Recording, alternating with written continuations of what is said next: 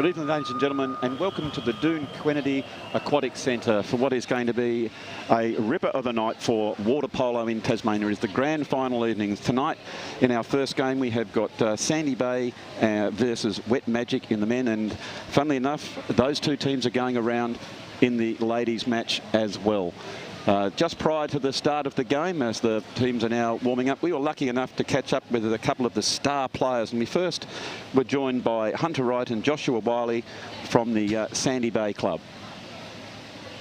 By two of the stars of the Sandy Bay Water Polo Club, the mighty Seagulls, Hunter Wright and Joshua Wiley. Welcome along, boys, and we are really looking forward to a big game. Now, I'll go firstly. Not you, Hunter. You said you're a bit timid to start with. I'm going to go to you, Joshua. And I'm going to have to stand up nice and high. So you've had an absolute stellar season, both of you guys, scoring plenty of goals. Tell me, how is it that you're going to win tonight's big grand final, Joshua? Well, our team's got pretty good fitness and we're very young, so we've all got the speed. And if we just play smart and make sure we can keep up, we'll be fine. Interesting you say there, Joshua, you are a young team. Wet Magic are quite experienced. Does they put some doubt into your minds, given you're so young? Do you think that wily old experience can be problematic in a grand final? Yeah, a little bit, but as long as we make smart choices, should be a good match. So just coming over now to you, Hunter, I think you're a goal-scoring machine, averaging, I think, 6 goals per game every time you jump into the pool. I reckon you're going to get a pretty hard tag tonight. Is that how you see the game going?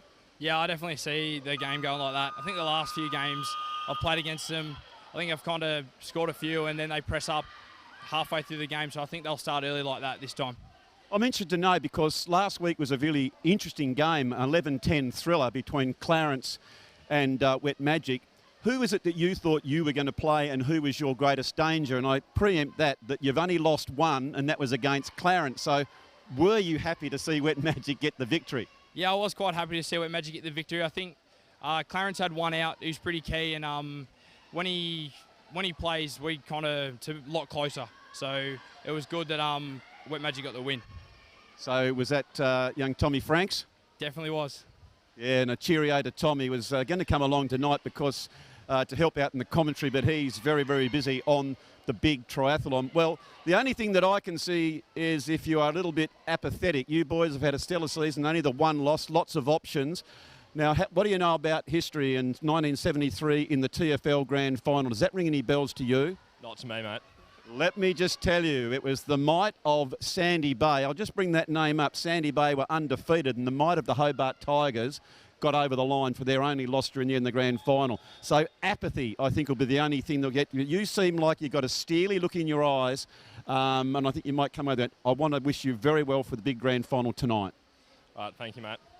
Thank you very much, and thanks, Hunter, and all the best. Cheers, thank you. A couple of the Wet Magic stars. We've got Leighton Beer and Sajiv Rao. So welcome along, boys, and it's a really big game tonight against Sandy Bay, but I'll go first to you, Leighton. There's a big powerhouse scorer for the Wet Magic. The only doubt that I have about tonight's game, did you play your grand final last week? No, look, I think we're just hitting our stride. I think the boys have actually started to gel as a team, and we're going to hopefully be quite competitive against Sandy Bay tonight. They've got plenty of options, haven't they? I mean, we had a couple of the boys, just like with Hunter, who scored a lot of goals, and they've got lots of options around there. How is it that you think you might combat some of their strike power? Well, obviously they're very well rounded. They've got a shooter from out top, they've got a good centre forward, and they can move the ball. We're just going to have to play a tight game, play as a team, make sure we cover each other, and I think if we can play like we did last week, we're going to have a real shot. Yeah, so Sajiv, you've only had one game against Sandy Bay, and that was back on the 5th of November. Didn't go quite so well, but what did you learn from that particular game that you can change for the grand final? Much like for the entire season, really, you know, we haven't been playing the best throughout the entire season. I've learnt that at the end of the day, this is the game that it actually means something to us, and so that's as we gel as a team well, that's what will work out for us. Would it be fair to say that they've got a little bit more youth, and so, but that said, the experience can count in those big encounters? 100%. We got the experience. We got the older blokes. I reckon we can take them if we play like last week. For a man with grey hair, we don't say older son. We just use the word experience. There's no Experienced, yeah, sure. very much so. So we're looking forward to this big game. There is no doubt about that. That last week was an absolute thriller, wasn't it? There is no doubt about that. As I said to you before, did you play your grand final? But moreover, I think that can really give you confidence going forward in tonight. Is that really how that is going to gel the team for tonight's big game? Yeah, I think so. Just given people's commitments, they haven't really been able to get to training. So that showed in the start of the season, a bit of unfamiliarity. But now that we're training together, we're playing well, I think that's just a lot of confidence was taken out of last week because we did some plays that we haven't been able to pull off. So I think if we can get some extra man opportunities, we can do what we've been practicing, then we're going to have a good time. It's really interesting when you do go in slightly as underdog. You know, I think if you can just take it, and this might sound cliche, but, you know, quarter by quarter, just if the goal is to be with them at quarter time, I think some doubt can set in. Is that really what you guys are thinking? And then build from that momentum each quarter? I think so. I think if we have a strong start, love being the underdog, and the pressure's on them. The responsibility is on them to stop us. If they go a few goals behind, it's their worry, not ours. So I'm looking forward to that, and hopefully we can get a red-hot start. Well, we're looking forward to the game, and I'm sure everyone out there is looking forward to a red-hot game here at the Doone Kennedy Aquatic Centre. Fellas, thanks very much and all the best for tonight's game. Thank you. Thank you so much for that. Well, there we go. It was great to have that insight from some of the players' perspective. Of course, two very, very different teams. As we said before, Sandy Bay have had an absolutely stellar season, played 9, won 8, lost 1, and that was, of course, to the Clarence Crocs. And Wet Magic have had 9, 5 wins and 4 losses.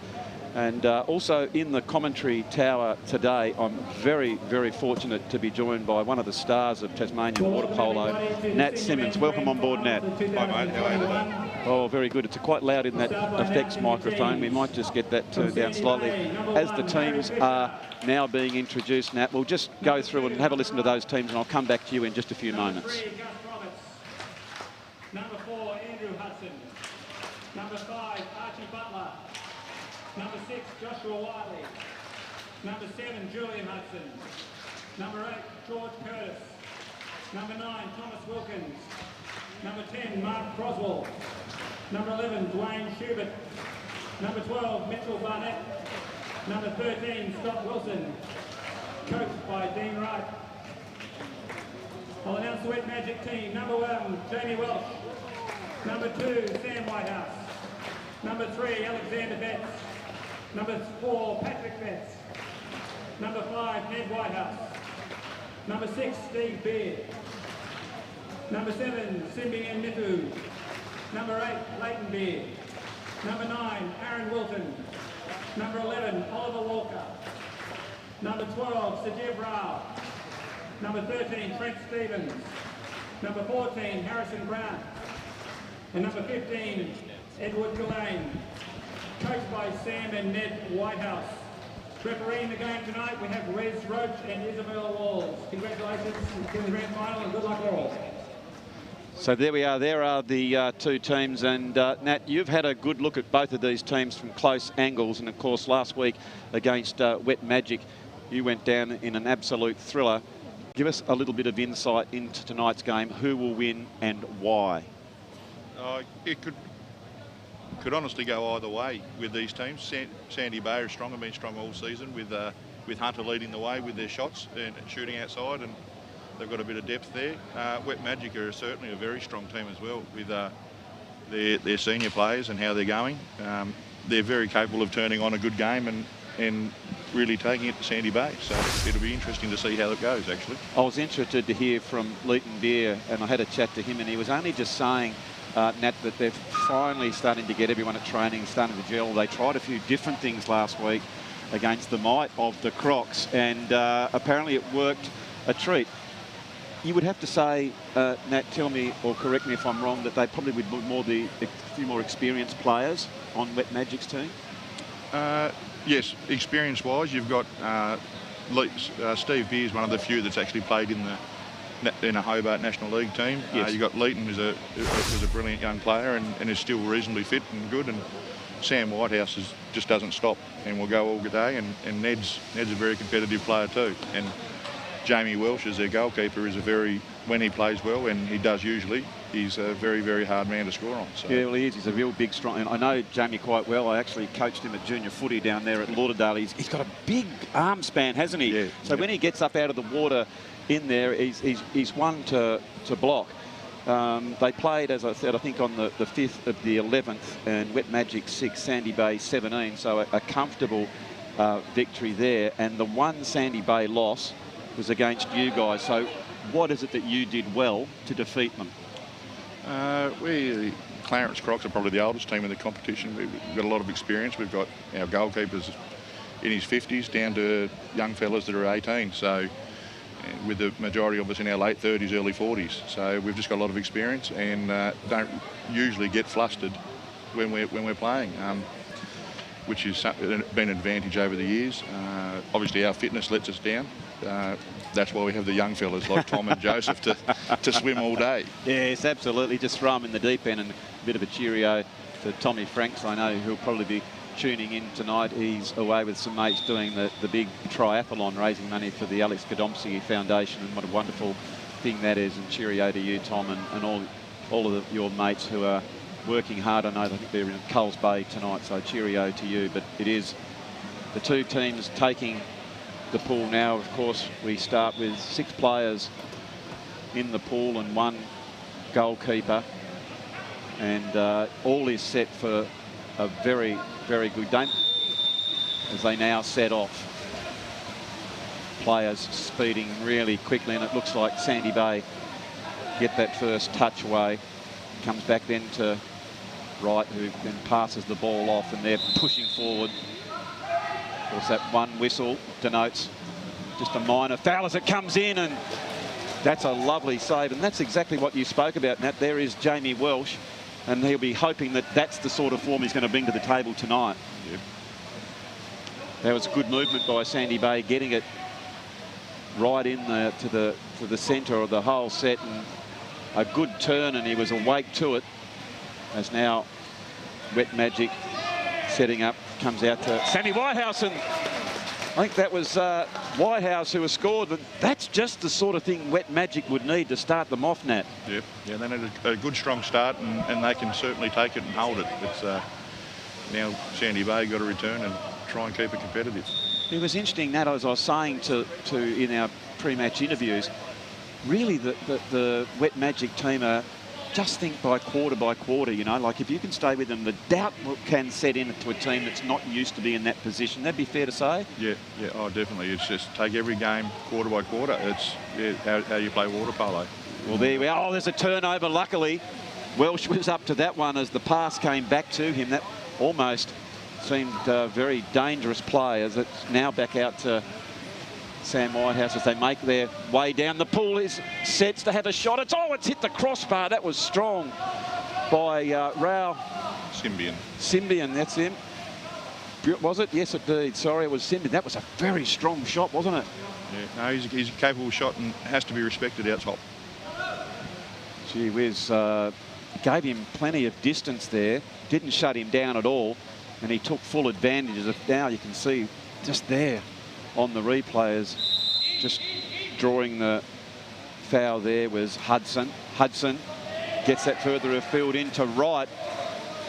Now, if a person has got like Hunter Wright, Nat, 53 goals, he averages 6 a game, do you do something different? Is it almost double team him and try and take him out, or does that open up the way for someone like a Josh Wiley? How is it you play that game? Shutting Hunter down is a very big ask game, but I think you've seen Sam Whitehouse will do that most of the time with his movement and just sloughing back. Yep. So that was really nice play there, and another turnover, and that big long pass was trying to come out there looking for Andrew Hudson. Number 3, Lucy Jameson. He didn't quite have the capacity to turn round and get that one as that pass comes in. It's somewhat errant, and mopping that one up is Betts for Wet Magic. Gets it back to Welsh, who now goes forward looking for Sammy Whitehouse. Whitehouse comes in. Oh, a nice short pass, and that's a beautiful play. I love that play there, Nat, the way it was almost a look away. I thought that he was going to have a shot, got it into Leighton Beer, and Leighton has scored. So 2-0 to Wet Magic. Just the start thereafter. Brilliant start. That's Leighton Beer's bread and butter. What I really liked about that one, I think Sam Whitehouse almost fainted, you see there on the Mood Food replay, as if he was going to have shot. Beautiful pass, deft touch, and Wet Magic are really up and about. Well, last time they played, we said before, they scored 6 goals. Early in the game, they have a couple, as there is a foul that has been drawn as the ball now comes out towards Sandy Bay. That's a good pass. Coming onto that one was Wiley, whom we spoke of, and he's got 28 goals throughout the regular season. That ball's loose. You can see there the yellow line. That denotes the outside the 5 metre zone. Is sprinting down there is Croswell. Croswell looks to shoot. It's bouncing in and over. That's a lovely shot by Croswell, and Welsh couldn't take that one. There's a real skill in that one, isn't there, Nat, of knowing whether to hit the back of the net or go in front of the keeper. Yeah, bounce shots, yeah, can be turned off by just a simple wave. So, yeah, you've got to really guess the right angle. It's probably an interesting one with someone like Welsh, as we said, Nat, who's got such a wide arm span, and he thought then he started to come out of the water, and as he did, that's where that bounce shot got him. So very, very clever play there by Sandy Bay's Mark Croswell. As, a deflection has gone in. I think that time it was... Who was that there? Oh, no, Sajiv, sorry. I think that was Sajiv. Yep. It certainly was. And a nice shot that sees Wet Magic.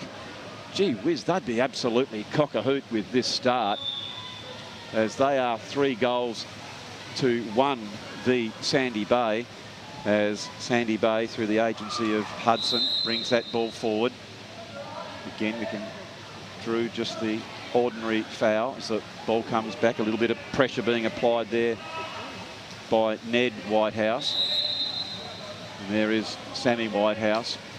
That's a good pass. Opportunity to score. I think that will be very hard to stop. And well done there by Sandy Bay, as Hunter Wright just got inside there and threw that ball over and got that one through. Again, not a lot they could do here, Nat. That well played by Wright, who got on the other side, but it was a great pass, wasn't it, to the open space. It's like a lot of sports, going to be football or netball, just protecting the space where the ball was going to drop. Yep. No, 100%. You've got to protect that ball, and when it gets to that position, it's hard to stop. There's a powerful shot by Sam Whitehouse, and Sandy Bay have the numbers back there, as there is Beer, who gets that ball back as they're starting to pass the ball around. It comes back out to Whitehouse. Whitehouse again, that's Sam Whitehouse. See there, that looks like it's an offensive foul. And Sandy Bay to take the ball. Also, what we'd like to quickly do now is a big cheerio to Jenny Beer, who's watching her sons play. She comes to every match. She couldn't be here tonight. So, Jenny, we hope that you're enjoying the coverage here, but you won't certainly be enjoying that one there, as that ball has gone in. And a goal there to Sandy Bay. I think that was Hudson who saw that one over the line.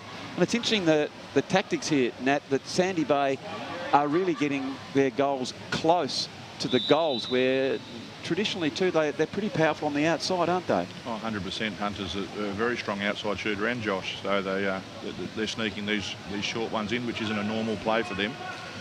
So they've changed it up just a little bit for this game as well. You can see here Beer working really hard, almost trying to draw a penalty, and he gets the foul. So it is now Wet Magic taking possession as they pass that ball around. That was Grant back out indeed to Whitehouse.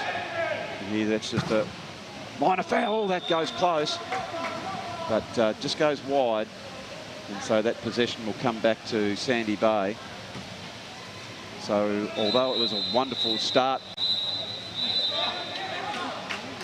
I think we've got a major foul. What was that one for there, Nat? I had my head holding, down. Holding. It was a holding. Yeah. So what's that, a 20-second? 20 seconds, yep. He is out of the pool. So they've got the extra man, Sandy Bay, as they work to exploit their man on, as that's a powerful shot.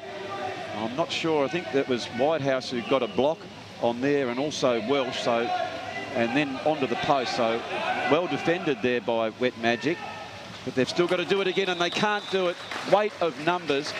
And that one was on the outside. A powerful shot there by Joshua Wiley as he's put that one through.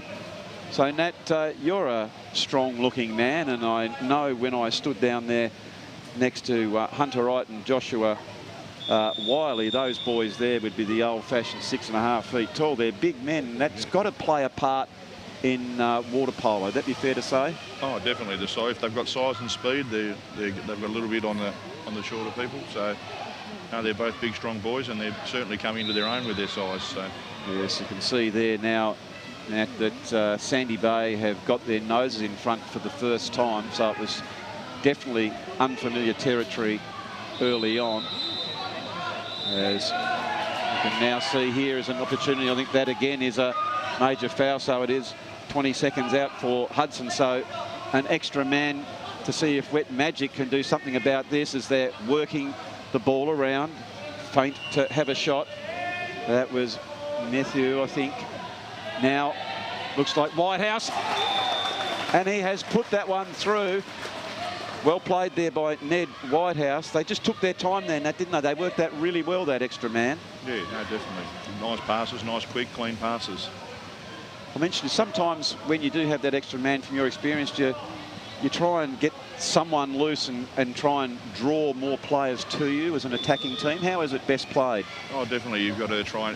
Generally, you're trying to free up the two blokes in on the post, yes, on the 2 metre. But with Leighton out top and Sam, you've got to also cover that. So that's where it gets hard. Okay, we can see now that that score is all level. Well, as I spoke, all level. As that one came in, I think that was Hudson who's put that one through for his second, and Sandy Bay's fifth. So he has 2 and singles of 2, Croswell, Wiley and Wright. Well, I said also before the game that Hunter Wright averages 6 goals per game every time he gets in the pool, be it senior company or underage company. He's a goal-scoring machine. So the challenge, though, for Wet Magic is there are many, many options for Sandy Bay as that ball is going around. You can see the shot clock going down to 7 odd seconds. There's a 30-second time limit, and it's run out. And so now it is Sandy Bay who take possession of us, as there is the siren for quarter time, which sees Sandy Bay on 5 goals and Wet Magic on 4. For Sandy Bay, as we just said a few moments ago, it was Hudson's got a couple, Croswell, Wiley and Wright. And for Wet Magic, Sammy Whitehouse, Ned Whitehouse, Leighton Beer has one, and Rowell has a single as well. So, well, very, very interesting, that game so far. Nat, how have you seen the game? Well, it's been a really enjoyable game so far. Wet Magic have certainly turned up, and they've just got to keep that pressure going, and Sandy Bay haven't taken a backward step, which is good to see. A very young team, so they're doing really well to pull back under pressure. Yeah, so the experience of the coaches just sort of getting in their ears now. I think that's Coach Dean Wright, just sort of saying it's okay. The game is won over 4 quarters, not over 1 quarter. So we're going to take a quick break here, and we'll come back with all the action very, very shortly.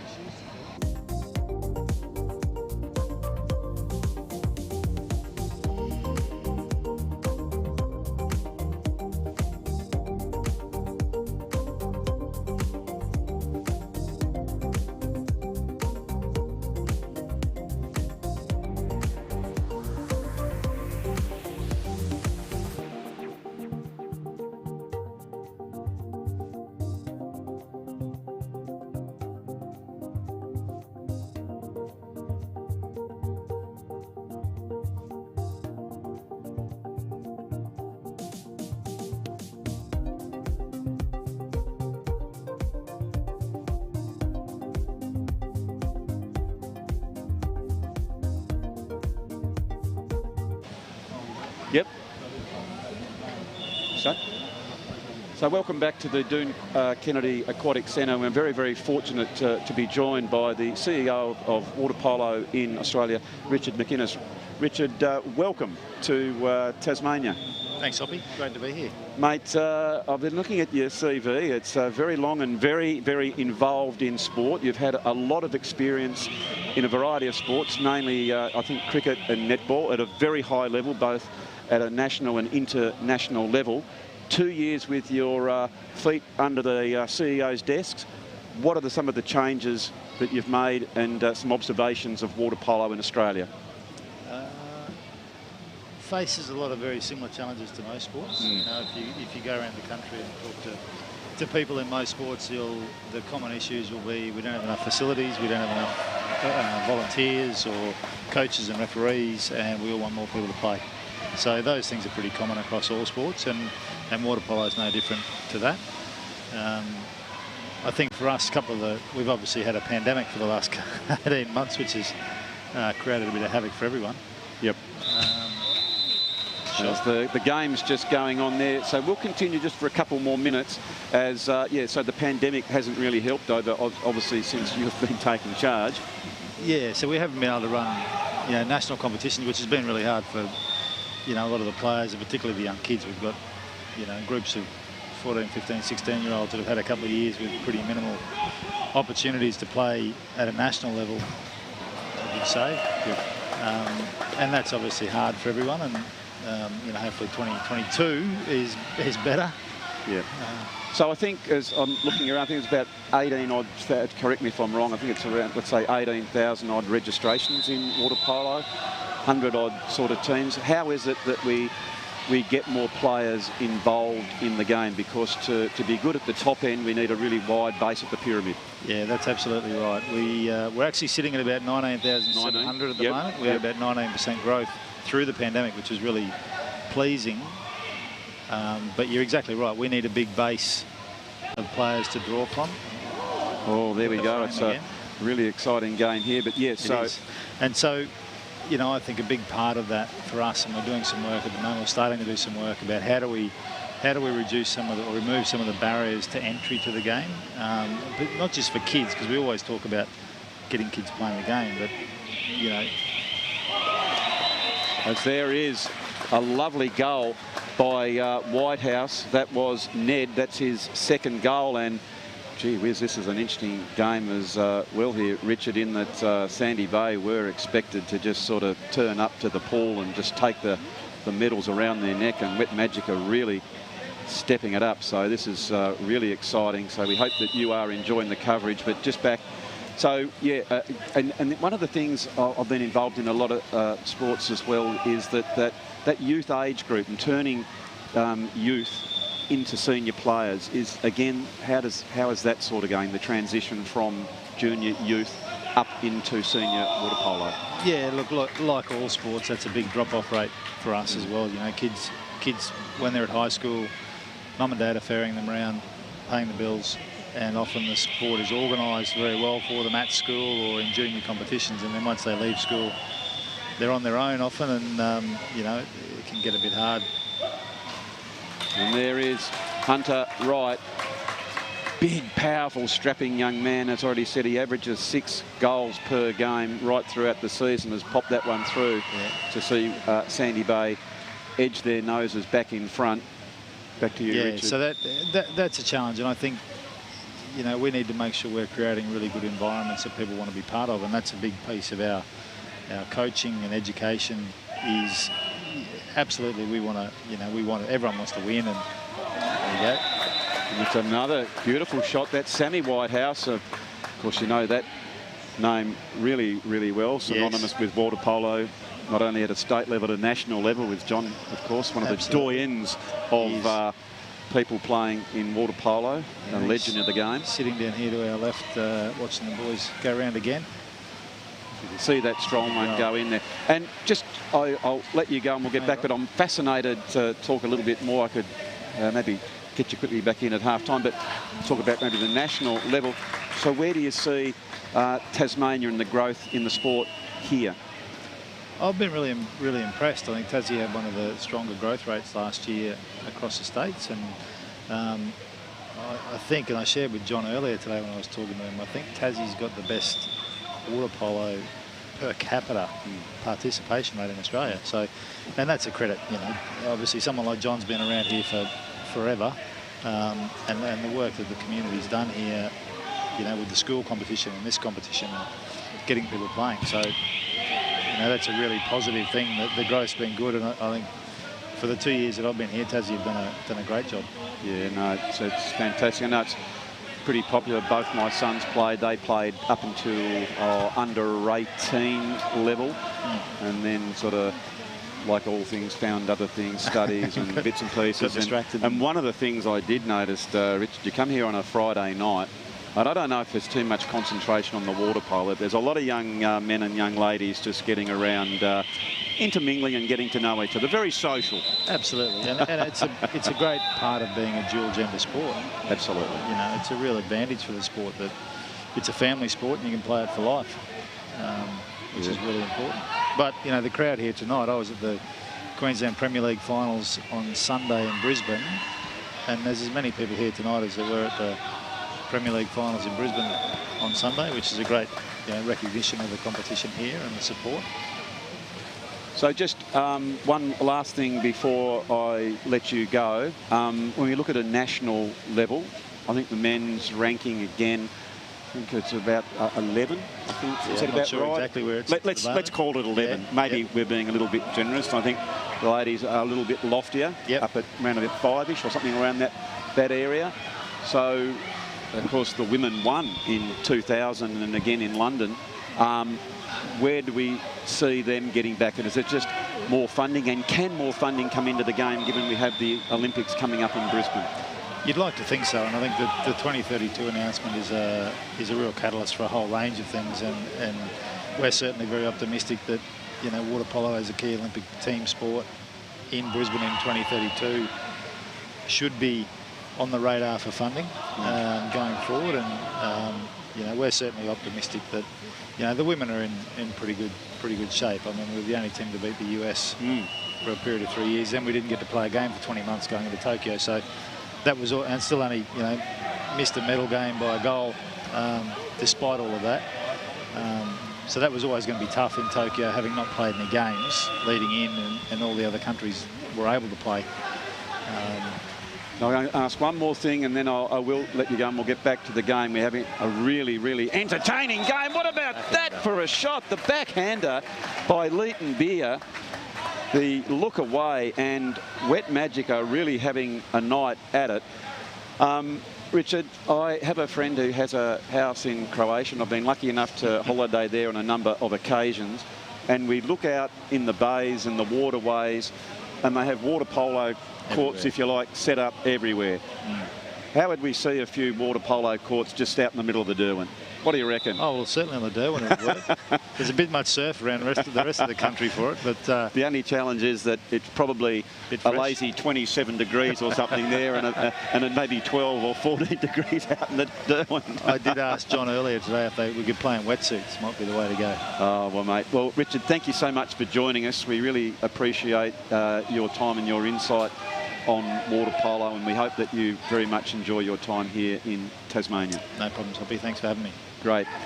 So the game is going on, and it's wonderful there to get Richard in on the game. And that ball has just hit the goals and gone wide. As we just check it on the score, it is Sandy Bay 7, Wet Magic 7. Very, very exciting game as Sandy Bay now come forward. That ball, I thought for a minute, was gone in and beautifully kept out there by Welsh. That was a terrific play there by Welsh, Nat. He actually came out and he made himself big, didn't he? Yeah, no, he's a brilliant goalkeeper, and he really works hard. So, and he's just got albatross. Oh, he has. Got a wingspan like nothing else. Gee whiz, it's still 7-all, so it's unfamiliar territory for Wet Magic, as they only scored 6 goals last time. Had they got the stamina to go with them, they'll certainly be building some belief, as bringing it up the court now. Bringing it up the pool now is Mitchell Barnett. It comes in there, and you're not going to stop Hunter Wright from close range like that as he slots through his third goal. And Sandy Bay have just edged their way in front. I'm just interested looking at the way they are defending Hunter Wright. They seem to be changing players around. Nat, are they? That was Wilton who was close on him. I just wasn't sure if they're actually double teaming or just occasionally changing him over. I think, unfortunately, that young man just got stuck on him in the transition. That's exactly what I thought, yeah. As now, and sometimes you've got to do what you've got to do. Oh, it's your turn to go, isn't it? Yeah, 100%. There's no getting your head out of water and looking around and looking for help. You're going to say, all right, take a deep breath, and here we go. See how you go about it. As well taken possession there by Barnett. Gets it in, and good, strong play by Sam Whitehouse, who leaves his player, goes well up the pool. It's a little bit of... clock. We've lost the clock. Oh, I see. Thank you, Matt. So they're just... So I think the umpire on this side of the pool is just alerting everyone to the fact that that's what happened. The power is indeed back on, and the game will resume. So it is Wet Magic who take good possession of the ball. Now has a shot, which again hits that upright. It's a big, long haymaker, which doesn't go close to the goals, and well saved there by Jamie Welsh, which sees Wet Magic are on 7, Sandy Bay 8. So for the big crowd that have come here, Nat, they would be absolutely thrilled that they're seeing a very, very close encounter here in the grand final. Oh, 100%. Perfect grand final at this stage. A close game and a fight all the way. They're not taking it by yards. They're going inch at a time and scoring when they need to. So tell me about the fitness of Wet Magic. Do you think that they will build on that confidence? And they seem to me that, just looking down at them now, their rotations have been pretty good. I'll ask you about the depth of both squads. Look, certainly Wet Magic's depth is it's there. They're not hugely deep in their experience, especially, but they're a good little team, and their younger players are getting a bit of experience right now. They're older boys. They're good, strong players, and they can keep going. But it's just trying to play the game at their pace, not Sandy Bay's. Yeah, when you look down there, and you can suddenly see the intent in their eyes. They are into this game right up to their ears, as Sandy Bay, again, slightly unfamiliar. Again, the only close game they had was against you guys when you were able to beat them. What was the score at half-time? Can you remember that? Were you up or down at half-time against Sandy Bay? There, I'm really stretching the old imagination, am I? The imagination there. I reckon we were ahead, and we just managed to stay those 1 or 2 ahead because we just let the little engine that could just keep plodding.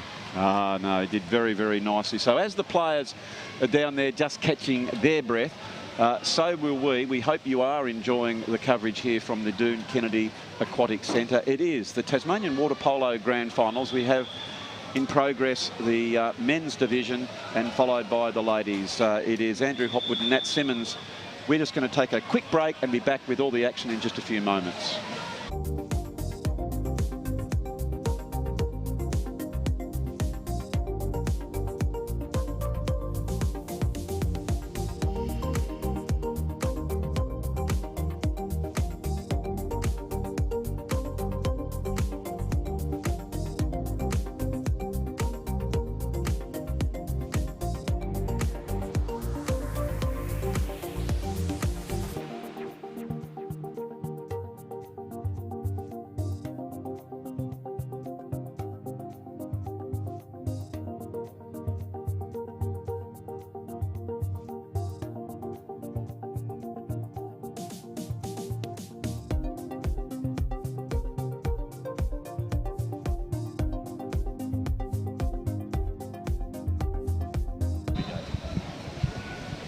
So we are underway with the second half, as Wet Magic have really lifted as they won that ball. It is done there by Rao, who gets the pass off, draws the foul, does Leighton Beer. Beer passing it out wide. Shot clock ticking by, and there's a good strong shot in there. I don't mind them the way they're setting up, and they're getting some good power, aren't they, Nat, from outside? Some of those outside shots. Yeah, definitely. They're a strong team, and it's good to see them having good aggressive shots. Yep. So there we go. I think that indeed is a turnover as that ball comes back. It's Fisher in goal, looking to pass that one off. Down they go again. Here is Hunter Wright, gets that ball into Josh Wiley. Oh, I think that's a major foul, isn't it, Nat? Yeah, no, holding foul. So you can see, oh, that's a big save. Beautiful save there by Welsh. We can see here on the replay, and that is typical Hunter Wright, isn't it, Nat? That when he gets up and out of the water to get the strength, and normally we put those away, as an optimistic pass was beautifully cut off by Wright. Gee whiz, that was good play by Hunter Wright, and that from one he's having the shot, and the next minute he's saving it down the other end of the... He's fit as a trout. Yeah, he's a fit boy. So there is the shot come in. One of the questions that we've been asked in our last coverage is that how come the goalkeeper seems to be able to touch it with two hands, but of course that they are the rules. Of course, everyone else is only a single-hand player, correct? And yes. The goalkeeper can use the two dukes. Yes. Yeah, definitely can stop it with two hands. So again, it is Harry Fisher who puts that out wide to a fast-breaking Sandy Bay through the agency of Barnett. Barnett gets it in, and that's a cheeky shot there by Wiley. Just goes wide. And again, it is Wet Magic to take possession of the ball. They are trailing 7-8. As you can see on the right-hand, top of the right-hand screen, that's the shot clock. Denotes that 30 seconds elapse by the time that you have to have a shot or you lose possession to the opposition. You can see here, there is the shot blocked. So it's reset. Time ticking down again. Comes back out to Whitehouse. There's that one bounced just in front, and that's what you spoke about before, and that hits that little wake, and it really goes straight over the top of Fisher. Yep, just a little wave. As we see here on the replay, I think that was, and away it went straight up as the ball is down the other end. And again, I think that is a foul. Penalty. It is a penalty. Yep. So now it is Hunter Wright, who has 3 goals so far, up against Jamie Welsh as he comes out to the 5-metre mark. He's got the all clear to go, and he puts it in that top right-hand corner. The way he looked at the goals, away to Welsh's left. Now tell me, Nat, when you take a penalty, do you have a particular side that you like to favour? Whichever one's going to go in, to be honest. I wonder how much research, like, do you think someone like a Welsh, and Fisher for that matter, would really study the form over the year to see if a particular player goes a particular side like they would do in soccer? Yeah, you do tend to notice some players do what we call a cross-cage shot, or or to the side. So Jamie would have a pretty good idea with most of them. Yes. Of course, one of the things there, Nat, you might think, yep, I know Hunter's going to put in that top corner, but getting to it's the second thing, isn't it? You've still got to get to it. All right, so here is Sandy Bay, goes out towards Butler, pass over, and they're showing a bit of strength. This is the biggest lead that they've had, which is a 2-goal buffer. And it is right to come in and have another penalty. Well, we just spoke about this before, Nat, that he went as far as he's looking at the goal to the top right. Let's see where he goes again. This time he goes to the right, but to the bottom side, as Welsh did everything he could to make himself as large as he could. But his hands just couldn't get across to that one, as it went through for a goal to Sandy Bay and a goal to Wright.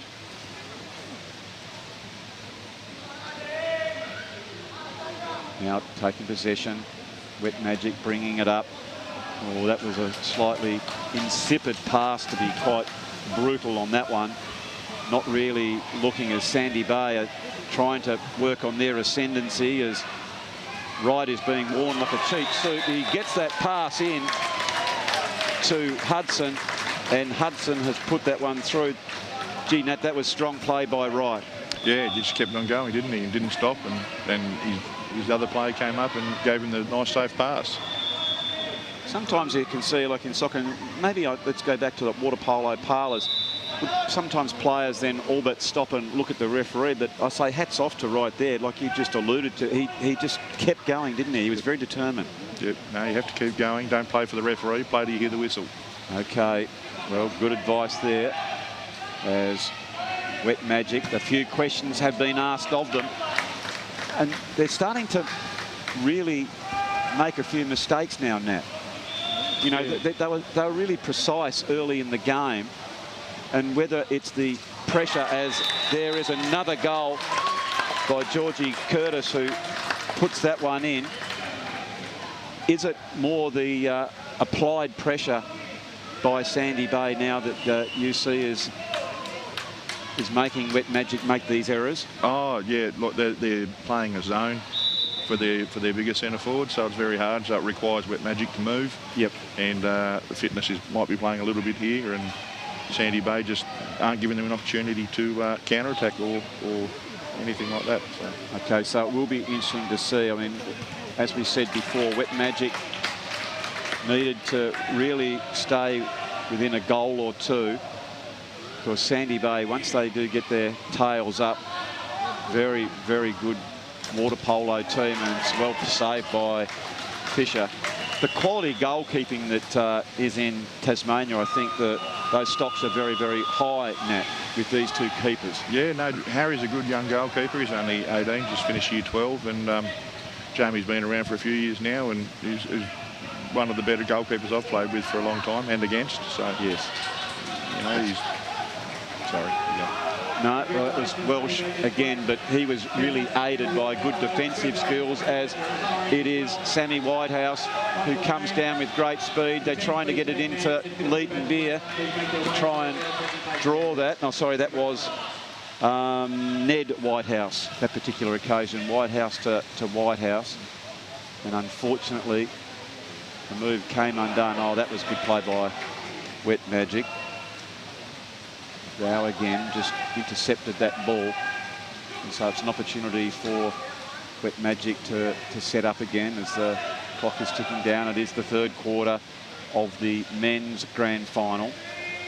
As we alluded to before, a ripper game last week in the semi-final where Clarence and Wet Magic played a one-point thriller, and that ball now comes back to Whitehouse. Well played a few minutes ago by Beer, as getting on that corner post. You can see that's the spare man. Got it over there pretty quickly.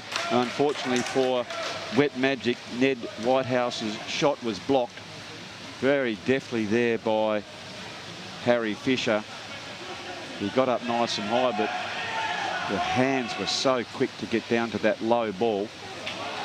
As the ball's coming forward, here's an opportunity for Wet Magic as the time's ticking back, just getting ahead of the ball. They've got big numbers out on this right-hand side of the pool, as Whitehouse is going to take that ball all the way in, have a shot, and again Fisher is making a couple of crucial saves here. We've spoken about their offensive strike power, Nat, but I tell you what, Fisher's made a couple of magnificent saves in the last couple of stanzas as Wet Magic came forward. Yeah, no, he's definitely putting a stamp on the game and not letting much through, so he's doing a really good job. It is Sandy Bay 12, Wet Magic 7, as a long-range shot came in, and that's the reason why as the siren has sounded for three-quarter time here at the Doone Kennedy Aquatic Centre. That sees Sandy Bay 12, Wet Magic 7. So, Nat, Sandy Bay with a very, very handy lead so far. Wet Magic, it's all to do for them. What is it that, if you were coaching Wet Magic, what is it that you'd be telling their players right now on pool deck? Keep going, keep control, and try and shut Hunter down. If we can shut their primary player down, we've got a real chance. But a 5-goal comeback's a big ask in this quarter of water polo. So. Yeah, it is a 5. They scored, they scored 7 now. Last time in the whole game they scored 6. But I think they just need that belief. If they can just sort of eke out that first one and sow the seed of doubt into Sandy Bay and maybe some complacency. So that's going to be the interesting thing with the fitness will tell. So Nat, again, we're just going to take a very quick break, and we'll be back with all the action of the last quarter in just a few moments.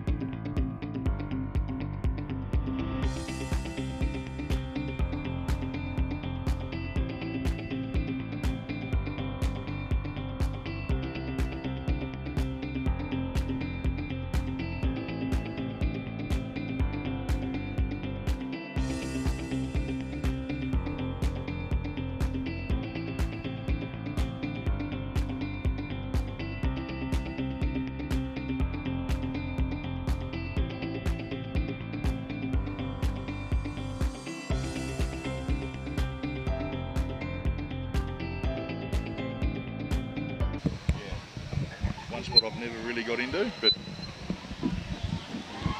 so welcome back to the Doone Kennedy Aquatic Centre here in beautiful Hobart, and from our vantage point we're looking out across the Doone. We can see the lights on the just shining beautifully. It'll be all the activity down there at Salamanca. For you young blokes like you, Nat, you'd be heading down one of your favourite haunts after this game, would you? No, not me. Home to the wife and kids. Home to the wife and kids. Leave pass only lasts us a couple of hours. Oh, well, gee whiz, I'm going to go home from here, just go and get a few hours sleep, and then I'm heading straight down to Bruny Island in readiness for tomorrow's ultra marathon. Oh, beautiful. So we're looking forward to that. So if any of my teammates are down there at the Bowls Club, just go easy on the red wine. You've got to carry an old man getting through those kilometres. Big day tomorrow. It is a big day, but it's a big night here at the water polo as Wet Magic take possession, and they need to be very, very clean on this offensive drive as that ball comes out to Leighton Beer. Passes it back to Sammy Whitehouse. Sharing the ball around. They're being well defended here by Sandy Bay. Keeping them well on the outside. And then which forced that very, very long, hard shot. Here comes Wright, driving down. Good defensive work there by Sam Whitehouse, and he goes back in, gets it back to Welsh. So well teamed by Wet Magic. So that's one forward thrust each, resulting in no goals as Welsh passes that one out. I think already, I suppose you can start to take a little bit of time in your 30-second setup here, Nat, but time becomes the enemy very, very shortly for Wet Magic, doesn't it? Yes, yeah. No, time is not their friend in this game. So now comes back out to Whitehouse. So sometimes just the unexpected shot might have to come in. There's not long to go here, as it will be a long shot in.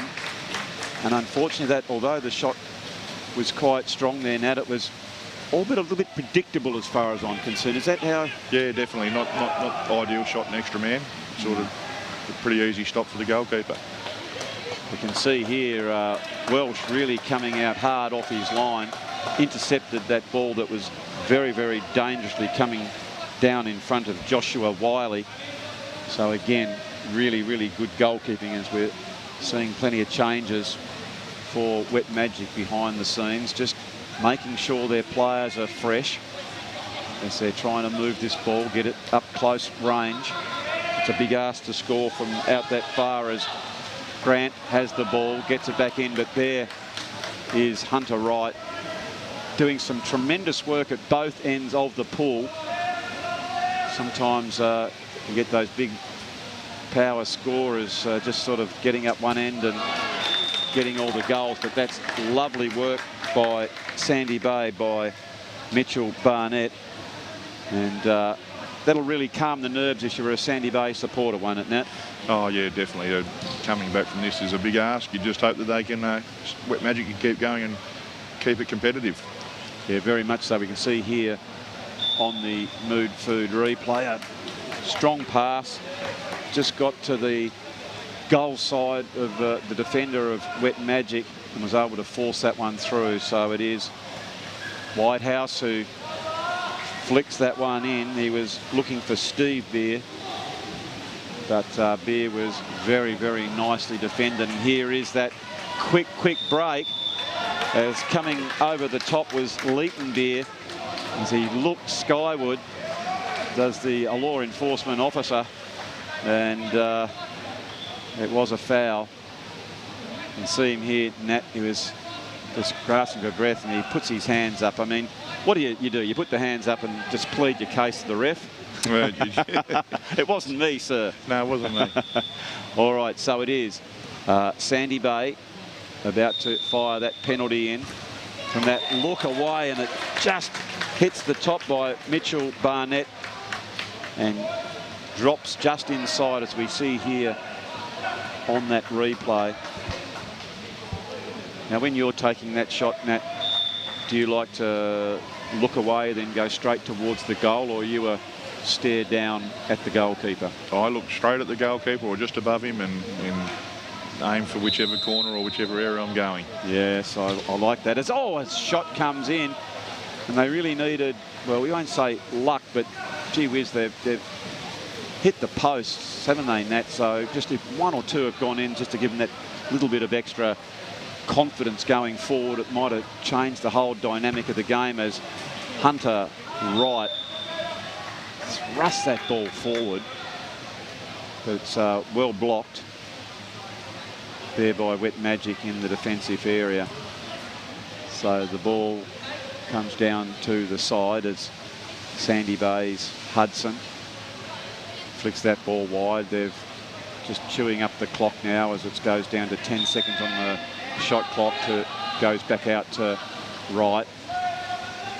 He just feints to go and gets that ball off. As well defended there by Wet Magic. I think that might have been Whitehouse, might have been, it certainly was. That was Sam.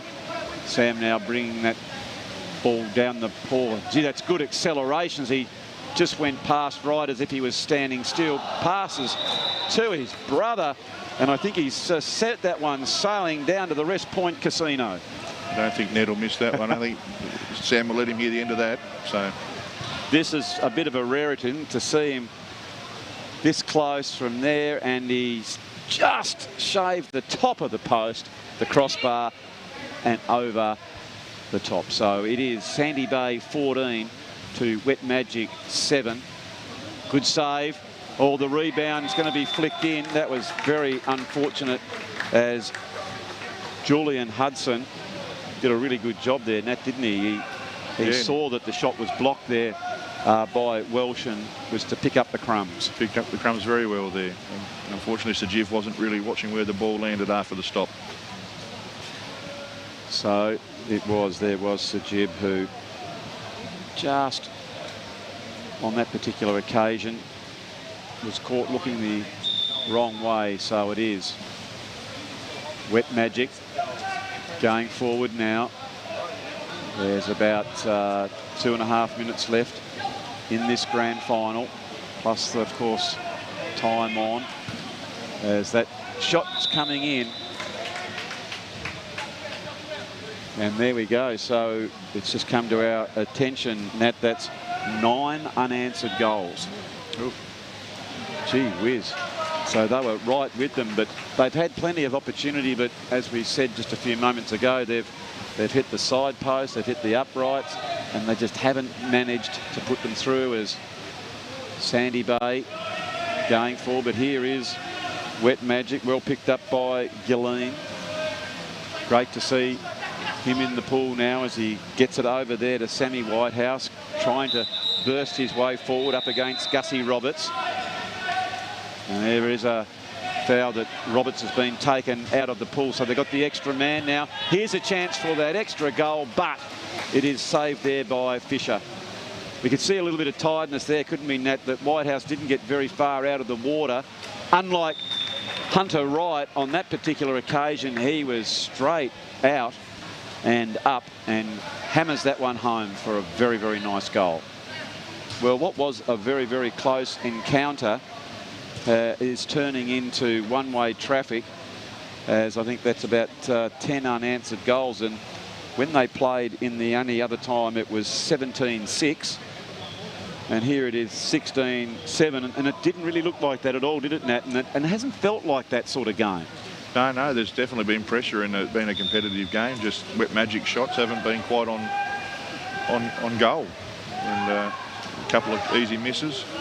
So I say we say congratulations to probably the defensive skills of Sandy Bay, how they've pushed up, they've kept them sort of on that outer perimeter, and when they have got it in, it's been very, very nice goalkeeping by Harry Fisher. As Sandy Bay take possession of the ball, it is Hunter Wright. They get it down, and another goal is scored. I think, was that Barnett? Yep, it was indeed. So another one to him. That's his third. 3, 4, 5. So I think it's 7 odd goals to Hunter Wright. And then spread right across the rest of the team. So it doesn't feel like he's been that dominant. Is that a stupid statement? I don't know. He's just gone about his work, and it's snuck up on me, and it's only when they've got that run on of those sort of 10 goals straight, or 11, and where he's shown his dominance. As we're into the last minute of the grand final, Wet Magic with possession of the ball, and there is a turnover. So Sandy Bay again. They'll just take their time down the pool. They don't have to shoot if they don't want to. Well, that said, I think with this lead, why not push forward and try and get another, as that one came in to Wright, who passed the ball off to Schubert. And everyone is joining the party here, Nat, as Schubert is now on the scoreboard. And it's great to see so many players getting a run in the pool and having an effect on the game. Young Schubert there, a bit of a fumble, but he showed the dexterity to recover and put that one through. Yep, no, Dwayne does a good job when he's in. I suppose it's hard if you've got players in front of you like Wright, but he's done a good job when he's come. Here is a big chance to score, and it's a bit of a dribbler, and he's got it. You can see there, that's Aaron Wilton, and he is absolutely thrilled at his work there, Nat. You happy with that one? He gives the finger, didn't he? Well, he'll be able to watch the old replays. He's just gone the underneath, just the dribbler, as Fisher almost got back to that one, but not quite. And Wet Magic have broken their duck and got that one through for their 8th goal. So it is 18-8 here in the men's grand final, as Hunter Wright pushing now towards the goal.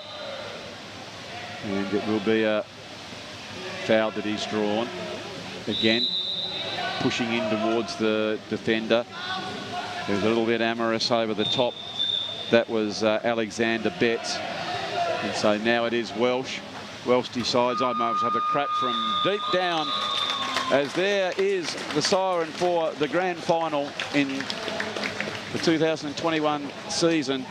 that sees Sandy Bay 18 to Wet Magic 8 with a very, very convincing victory, especially in that second half.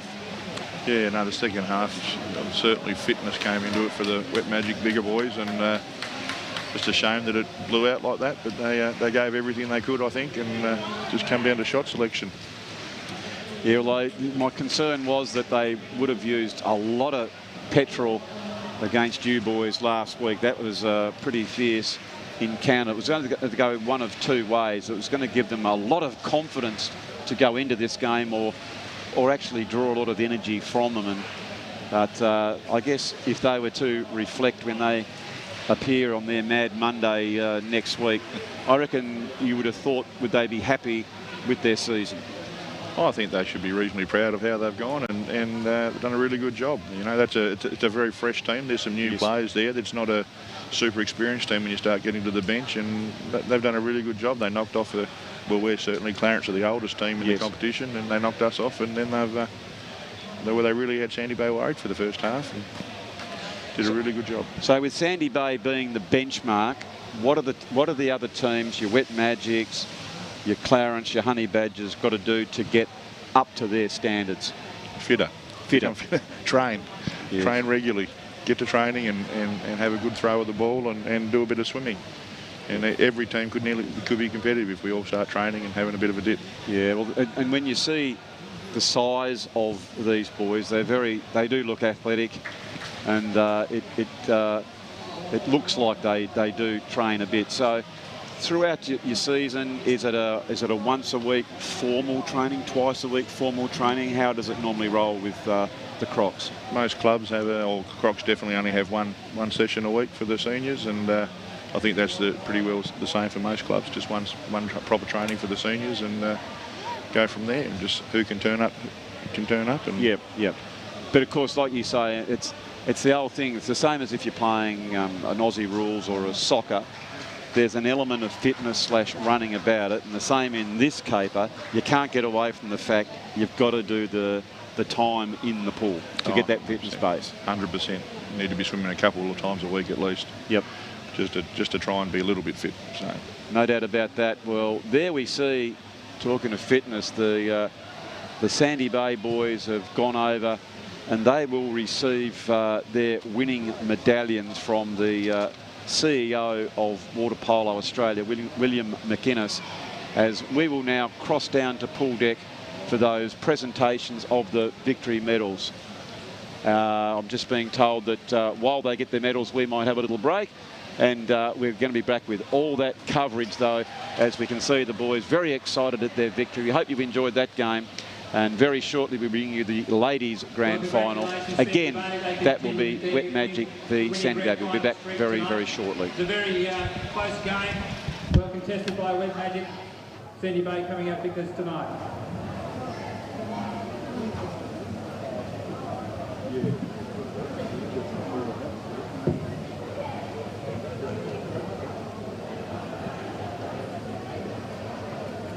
Start with cap number 1, Harry Fisher.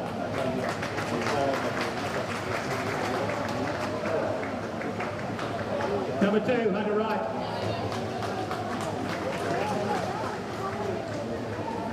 Number 3, Gus Roberts. Number 4, Andrew Hudson. Number 5, Archie Butler. Number 6, Joshua Wiley. Number 7, Julian Hudson. Number 8, George Curtis. Number 9, Thomas Wilkins. Number 10, Mark Croswell. Number 11, Dwayne Schubert. Number 12, Mitchell Barnett. Number 13, Scott Wilson. And coached by Dean Wright. Thank you very much, Richard McGuinness, CEO of Water Polo Australia, for presenting the medals. Congratulations, Sandy Bay, on another victory. Well done.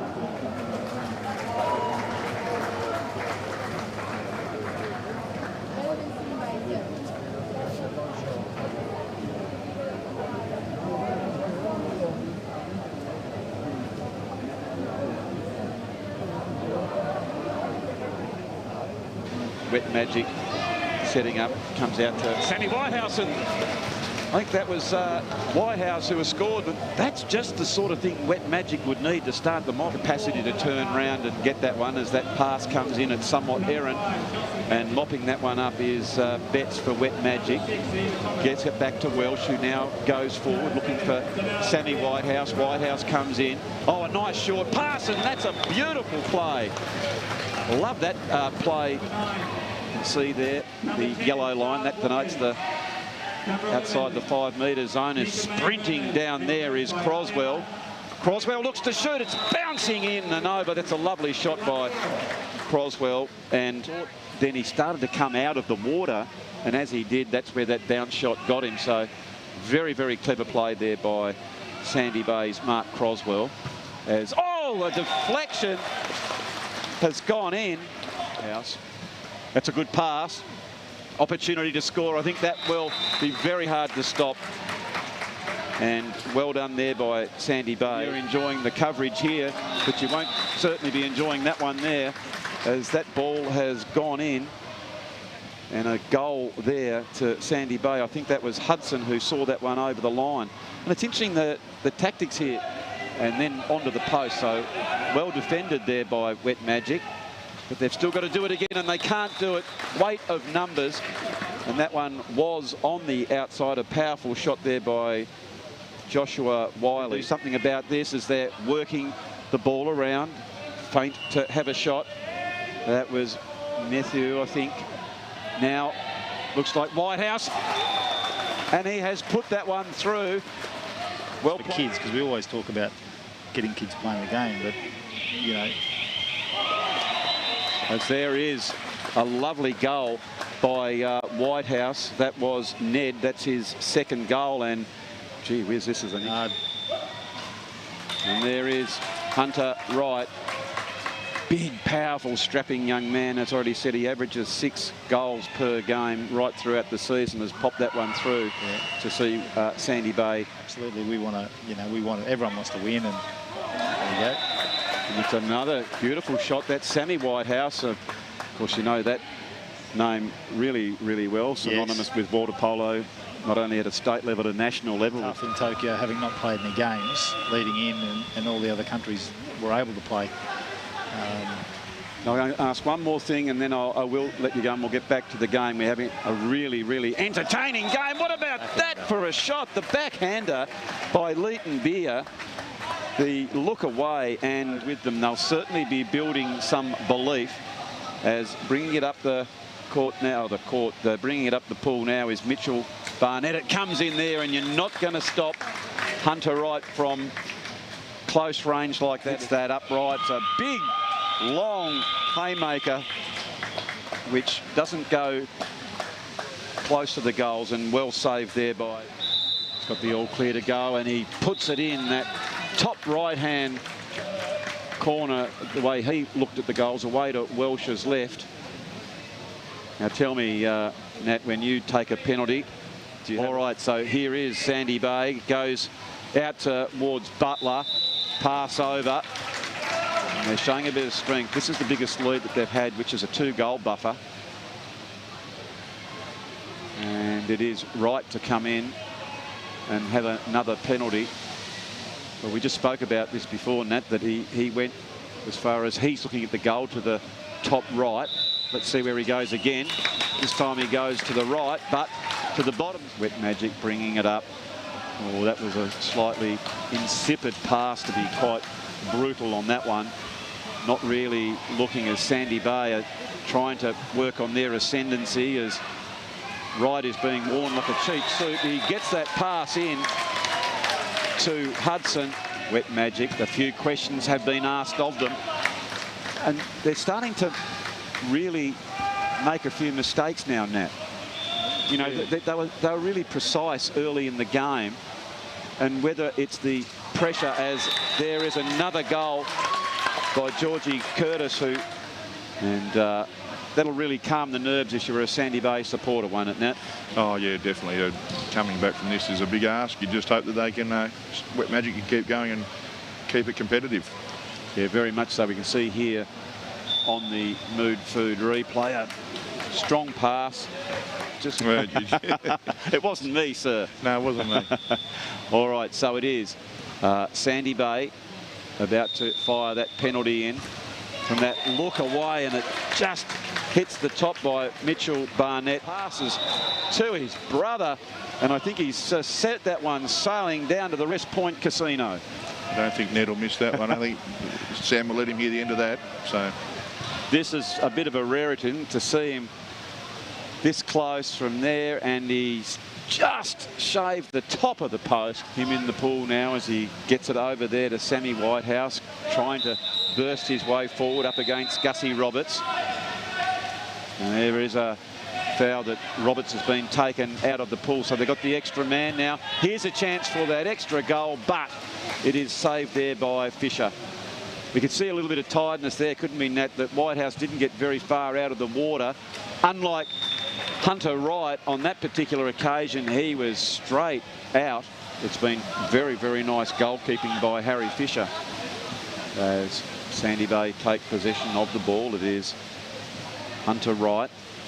They get it down, and another goal is scored. Recover and put that one through. Yep, no, Dwayne does a good job when he's in.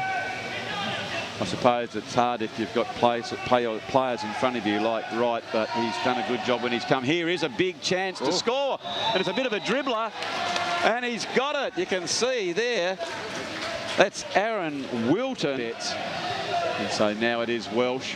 Welsh decides I might have a crack from deep down, as there is the siren for the grand final in the 2021 season that sees Sandy Bay 18 to Wet Magic 8 with a very, very convincing victory, especially in that second half. Yeah, no, the second half, certainly fitness came into it for the Wet Magic bigger boys, and just a shame that it blew out like that, but they...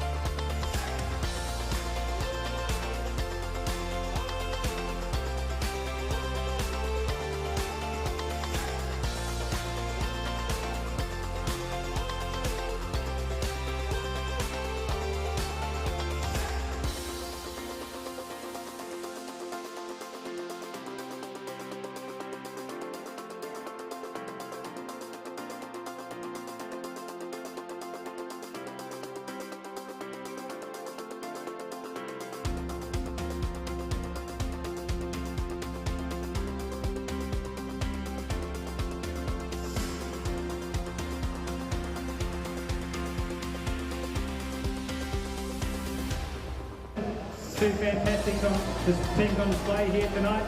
I'll start by announcing the Wet Magic team. Number 1, Amy Wallace. Number 5, Laura Knight. Number 6, Anne Pointer. Number 7, Abigail Anderson. Number 8, Kate Pointer. Number 9, Miranda Jones. Number 10, Lily Zeman.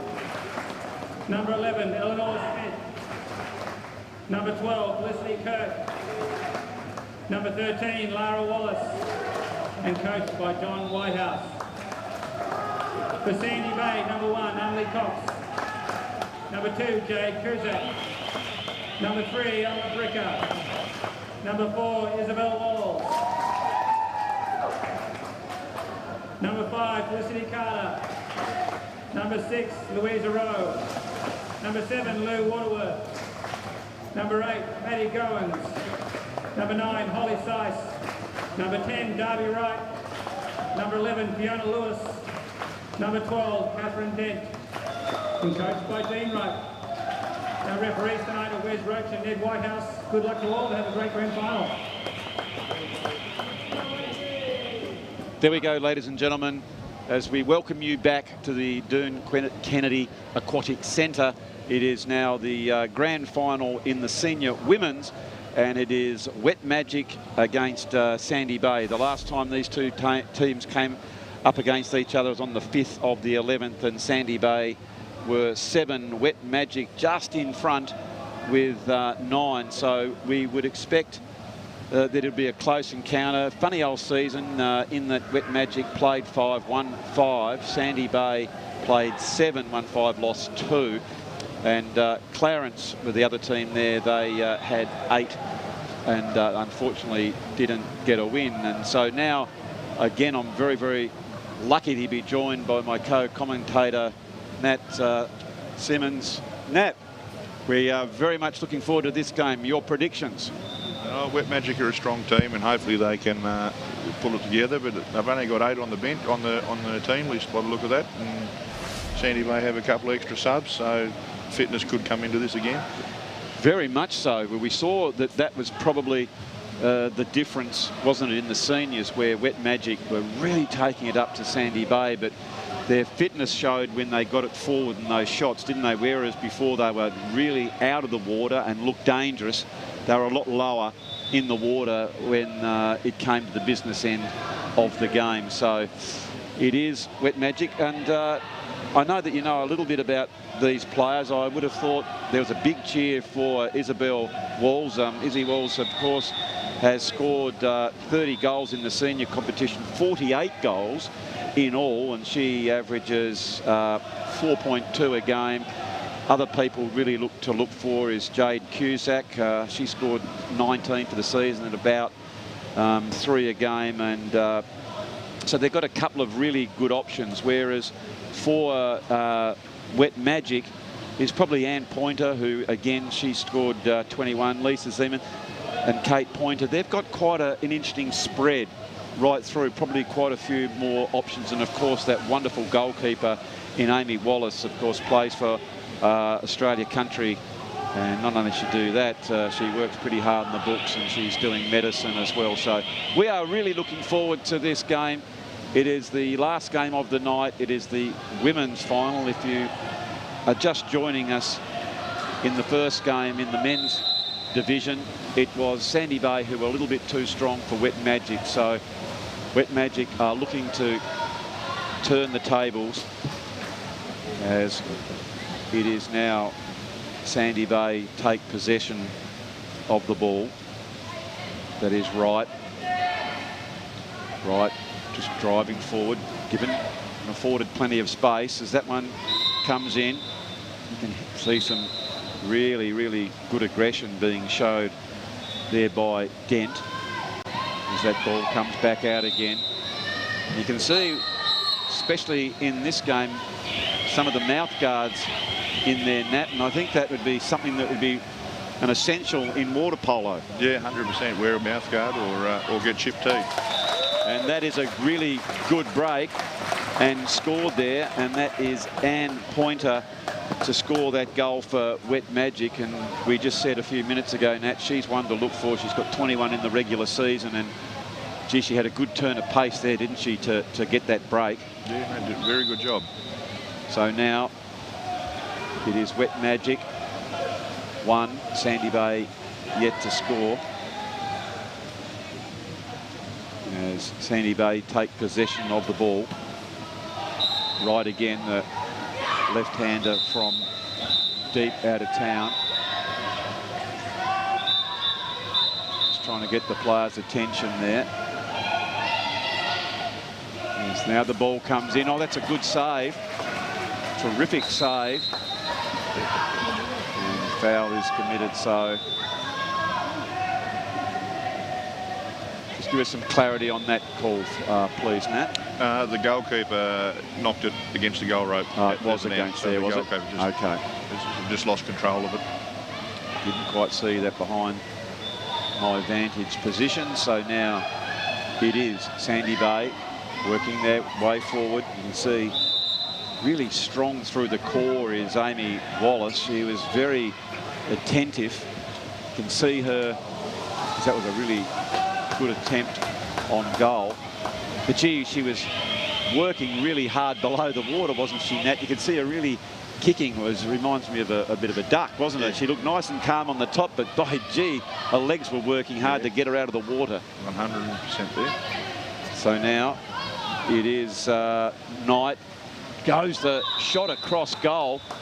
A couple of powerful left arm shooters as Cox saw that one wide. And again, it is Sandy Bay who take possession of the ball. They are trailing 1-0 early stages in this first quarter. There is just the ordinary foul, as not pushing up particularly high. They are, I don't think they'll mind if they take possession of the ball out that wide, as they're forcing it. And that's a shot. It was an interesting tactic there by Sandy Bay, Nat. They had a lot of players out wide. They didn't really push up high toward the goal. No, a result of Wet Magic playing a reasonably good press and just pushing everyone out, so they weren't really very close to the goal. And Amy will take those shots every day of the week. Absolutely, yeah, it was really good. I guess zone defending as the ball comes back now as Wet Magic take possession. You can see feinting to have that shot. That was Jones. Goes further out. There is Wallace. Back to Knight. Comes across. Oh, that's a good shot. Always looked dangerous there, did Miranda Jones. She looked to have a shot before. And as the ball went across to the other side, by the time the ball came back here, Nat, you can see the gap on the defender. They worked that really well, I thought, the offensive work there of Wet Magic. Nice movement. Emily didn't really have time to catch up. Yep. So 2 goals to Wet Magic. Sandy Bay yet to trouble the scoreboard. Very close encounter. We're expecting a pretty tight tussle here, as again that was Wright took possession, but normally she's a good shooter, but I think we'll have to get that just a little bit closer for Sandy Bay. They'd really want to get Walls free. And here that ball is being turned over and Wet Magic will take possession. So the one to look for really is Izzy Walls. She's number 4 for Sandy Bay, who scored the majority of their goals, and Bizzle. So they've been kept reasonably quiet in these early stages of the game, as again it is Wet Magic through good defence clear that ball out wide, passing that backwards. There is again foul. I think that was on Pointer, was it there, Nat? Yep. Okay, Pointer called for holding. Yep.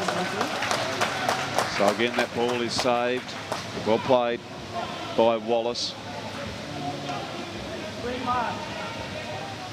One of the things too for the experienced players here, Nat, quite prudent to, as we said, there's a lot goes under the water. Probably have a couple of pairs of baiters on. Yeah, the baiters are a lot better these days. They're a lot thicker than the old Speedo used to be. Oh, good work there. I think, sorry, I'll come back to that. I think there was that Laura Knight that scored that goal. It was indeed Laura Knight. Yeah, so tell me about the, they're not the traditional budgie smuggler, they're a thicker garment. Yeah, they've got a couple of layers at least in them, so you can get away with one more often than not. Yep. Or in the men's, I've never really put a pair of the women's on, so I couldn't tell you. Oh, it's not from what I've been told. All right, so it is Sandy Bay. It might be an ejection, I think it is. That's Laura Wallace, who has a spell for 20 seconds. That's number 2 for her, I think. She'd want to be careful, wouldn't she? Yes, yeah. Only get 3. Yeah, only get 3. I think I'm pretty sure that's number 2. That's why John's put a sub in, I reckon. Yes. Not what you want. You don't want your 3 major fouls, because that's all she wrote for you. You get 3 major fouls and you go and take a shower. So you're not going to be any good to the team if you watch it from the sidelines, as it is Wet Magic who moved that ball up. It is Kirk, and that particular shot that comes in is saved by Cox comfortably on that particular occasion. That's a lovely pass didn't miss a beat as they now going forward. That is Brika. She's one of the girls who scored a number of goals throughout the season. In fact, has got 18. But this is where they need to probably get that ball a little bit closer there. Good defensive work here as comes back over the top. A little bit of miscommunication. And it is being called a foul. I think that's a holding foul, is it again, Nat? Yeah, he's got holding, ducking under and impeding the player, so yes. There's been a couple of major fouls there as ball again comes back in, feinting for that shot. Doesn't do so. They're passing it around well. That was Kate Pointer. She looks to go the shot. She gets up high, and that's a lovely shot up into the top corner. Well, at the moment, Nat, it is all wet magic, and I just think at quarter time, Coach Wright, I don't know, I mean, he obviously knows a lot more about the caper than me, but I'd like to see the girls drive a lot closer to goal. Yeah, well, the Sandy Bay girls definitely need to get right up and push all the way forwards and make sure that they keep on moving, and that'll get them exclusions and more time, more goals. You can see there, that's one of the few times they've actually delivered that ball inside the 5 metre line. So this is better from them, that it's almost like a big leap of faith as it comes over towards Walls, and that's the young lady that you really want to be going to because she's been so dominant through the season. But so far, Wet Magic have had all the answers defensively. As the ball now is a shot again, not really pressing forward as it comes back over towards the forward, and that is Brika, and it has scored. Well played. And the first one's always the hardest, and that gets the Sandy Bay Sea Eagles up and about. That's 2 goals, is it? That's 4-2. And a nice play there. So 2-goal buffer to Wet Magic. Here they go forward. Nice play. Getting it back in. But good defensive work by Cusack.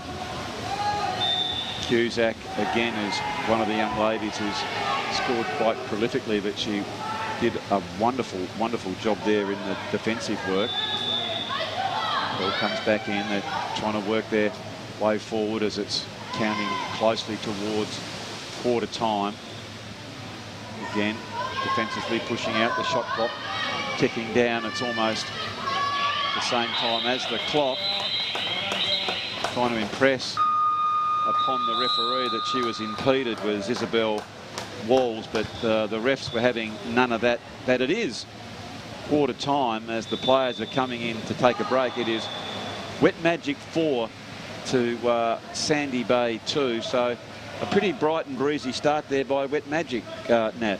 Yeah, they're doing a good job. They're just pushing and not making it easy for Sandy Bay up here. A couple of easy turnovers here caused one of the goals for Sandy Bay, which John would be talking to them now about and saying, watch the ball, don't lose control so easily in front of the goals, and make sure that they keep going the way they are. Put pressure on them as well, because fitness goes both ways for these girls, I think. So, do you think that the only frustration for Wet Magic are those couple of major fouls? Yeah, exclusion troubles would be a big worry for John right about now with 1 or 2 subs. So he'll be telling them to calm down and try and maybe zone a little bit just to make sure that they can't get a kick out from centre forward. So. Yeah, that really can change the whole dynamic of the game. If you are sitting on those fouls and you get that other exclusion, you're out of the game. It can truly change the way your mindset goes about the game, can't it? Oh, 100% can change the game in an instant with foul trouble. So you have to really look after your players when you've done that and play a more defensive and a safer game than a more aggressive and a freer game. We can see down there on pool deck, Super Coach Wright is just having a brief chat to his charges, just sort of giving them his thoughts on the game. So as the coaches give their instructions to the players, we're going to have a quick break and we'll be back with the second quarter very shortly.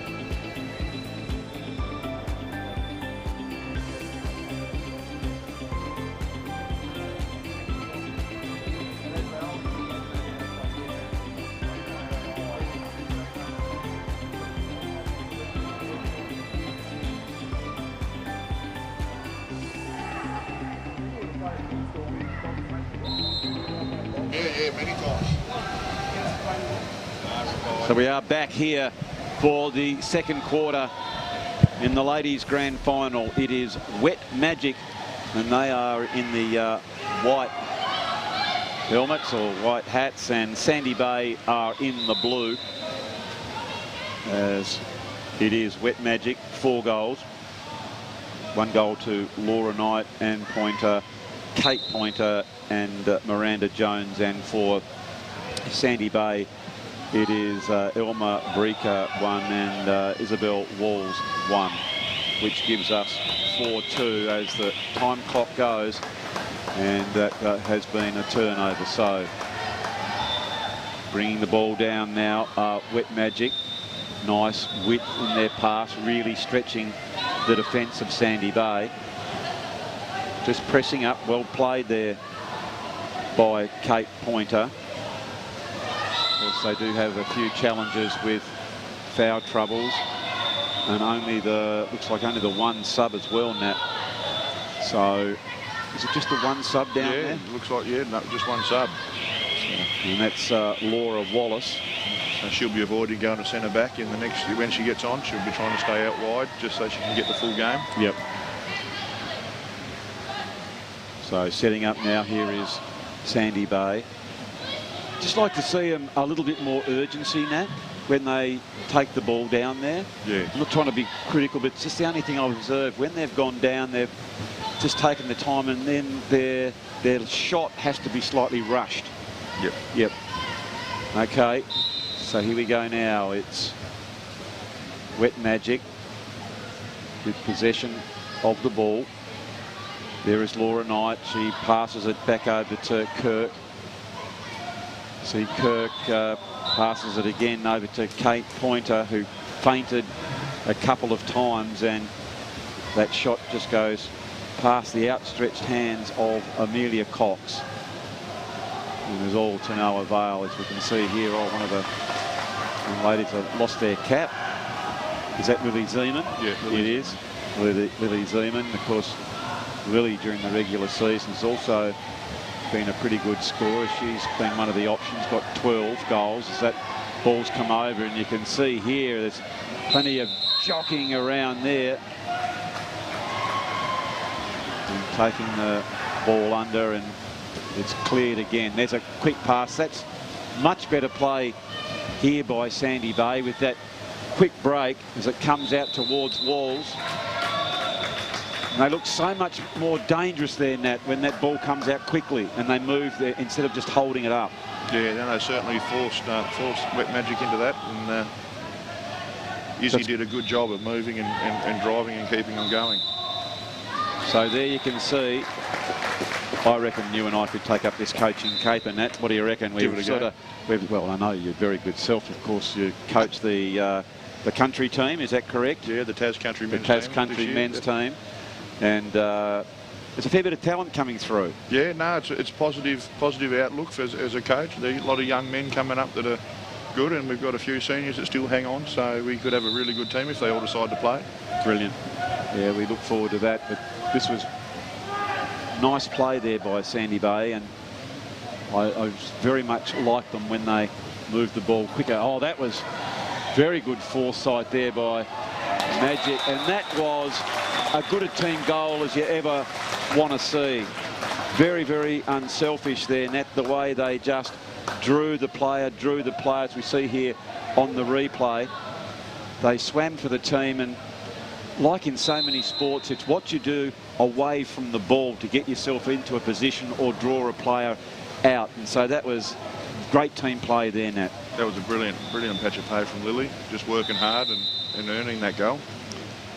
So now the ball does come us as Isabel Walls, and why wouldn't you start to look for her when she has been such a cracker of a player throughout the regular season. She's on the outside now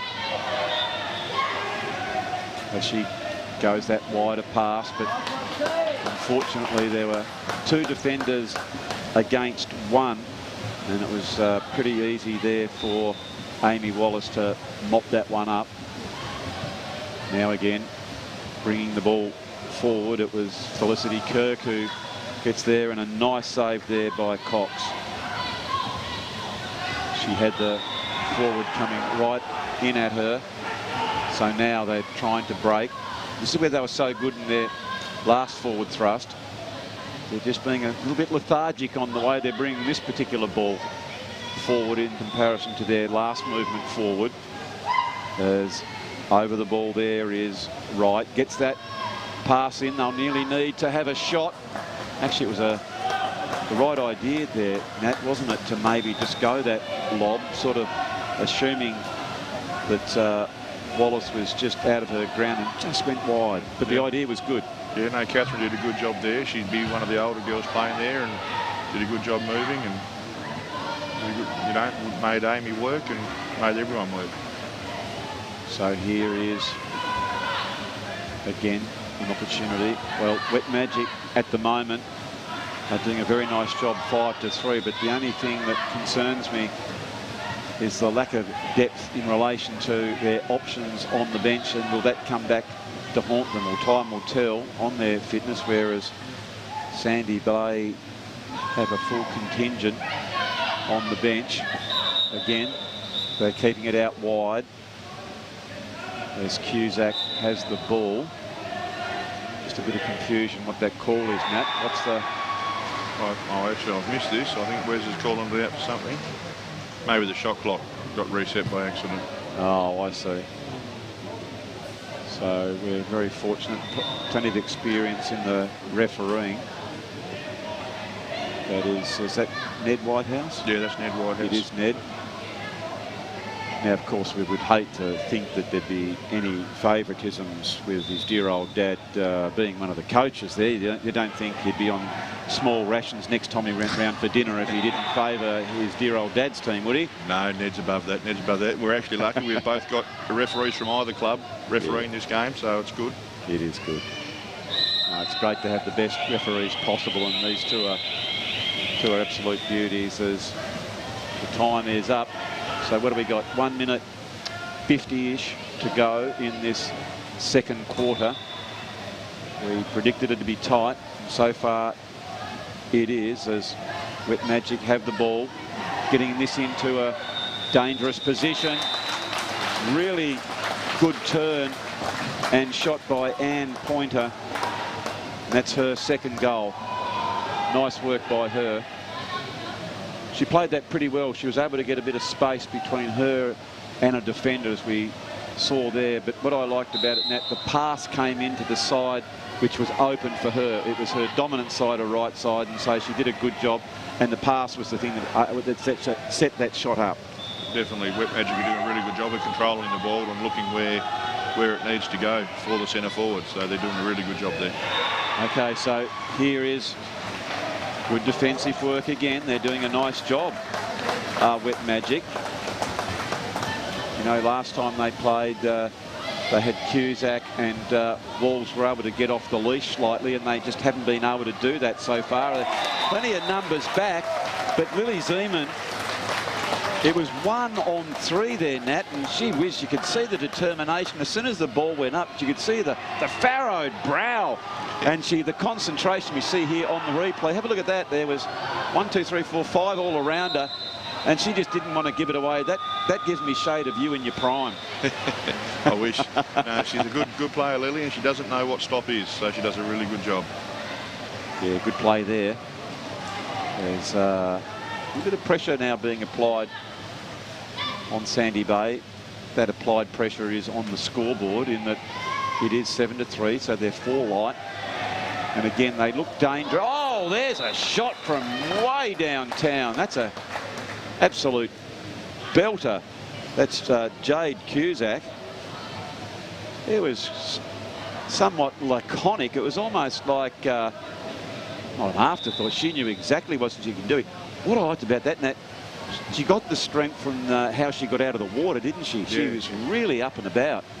Yeah, they used her body position well and sat up and knew she was having that shot come any situation, so she did really well. Almost like the defenders laid off her, so she thought, well, you need to pay me a little bit more respect. You know, I've scored 19 goals throughout the season, and she just showed them why and powered that one through. So well played by her. as it's ticking down towards the siren. We've got 6 seconds, I think, to go.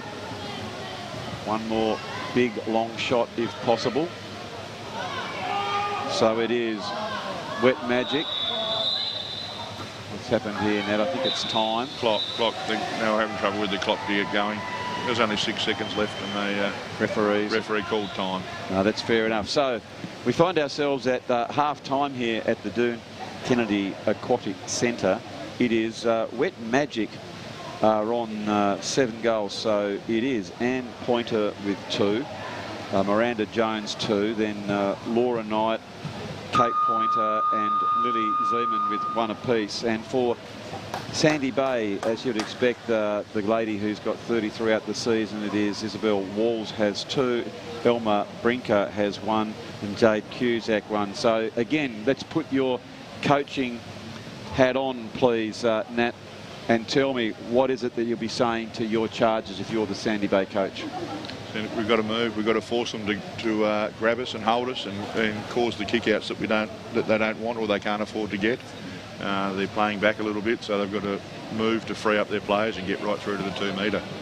Again, I think you'd amplify the fact of how good they were when they moved that ball really quickly, didn't you? They looked so dangerous when they got that ball into Izzy Wall, and but when they lay back and their players are a little bit, I don't know, what they're just sort of holding back, they don't look as dangerous and they're easy to defend. So I guess they've got plenty of subs, haven't they? So really, that'll be the opportunity for them to get that down.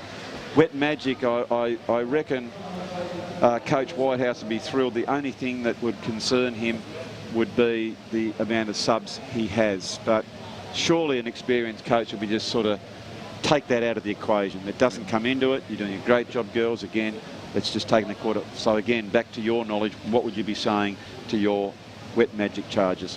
They'd play smart, play back if there's particular people in centre back that are on foul trouble. Play back, that's where they're getting their kick-outs. It's not in the mid-court transition, it's in the centre forward, centre back position, and have someone back so that you negate that kick-out. Yep. So I think that's what he'd be doing, and hopefully they can do it and help each other out. Well, we hope that you are enjoying the grand finals being brought to you here at the Doone Kennedy Aquatic Centre by Duff TV.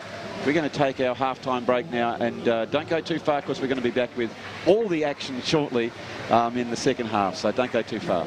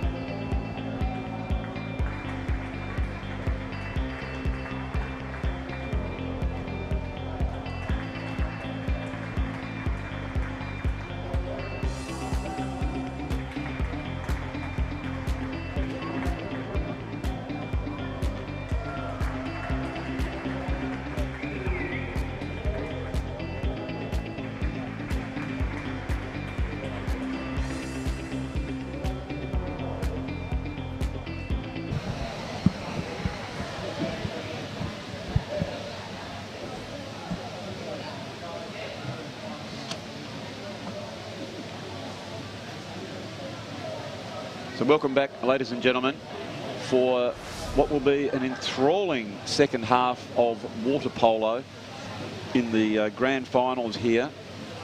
We very much hope that you are enjoying the coverage.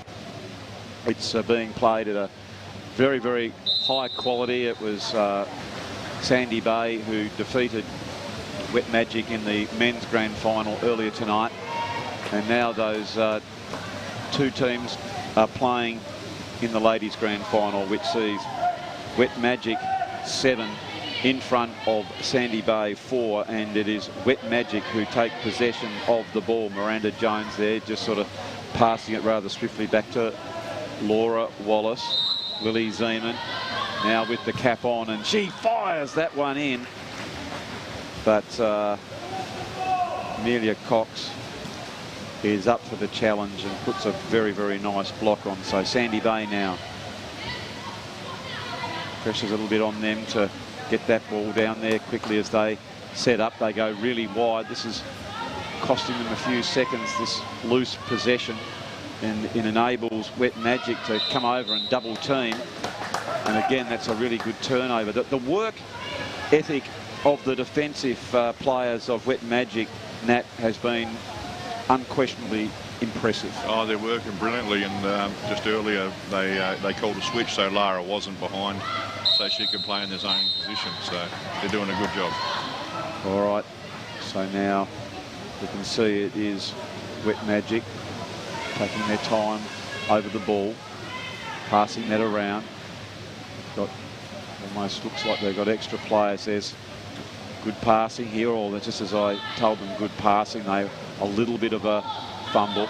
This is where they'd like to get that shooting position. They need to be quick. I'm not sure if that one came off quick enough as it's hit the post, and it enables them to mop that one up. So here you go, Sandy Bay.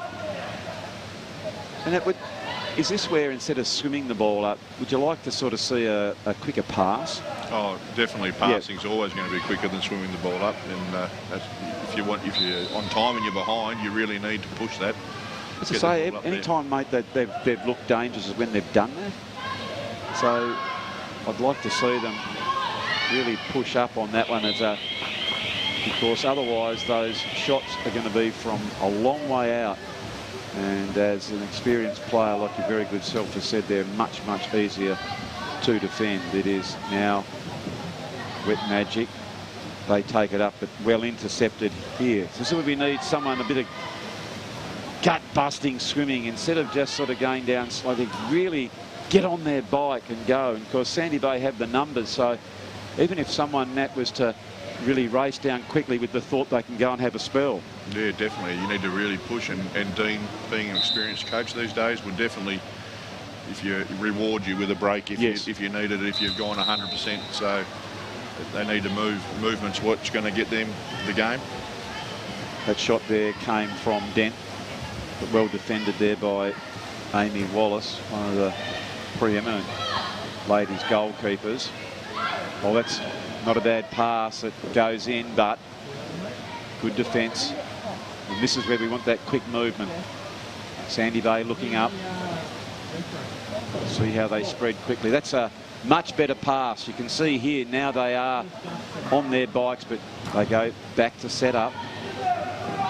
For a minute there, I thought I would have liked to see someone just sort of try and come up on that outside to force a bit of pressure onto Wet Magic, because already you can see that they haven't been too close the first time going inside that 5-metre zone with 6 seconds to go on the shot clock, Nat, and you need to get that ball. I'm sorry we're sounding to like a repeating record, but it's exactly what needs to be done for Sandy Bay. Otherwise, Wet Magic can just take their time because, you know, time is their friend.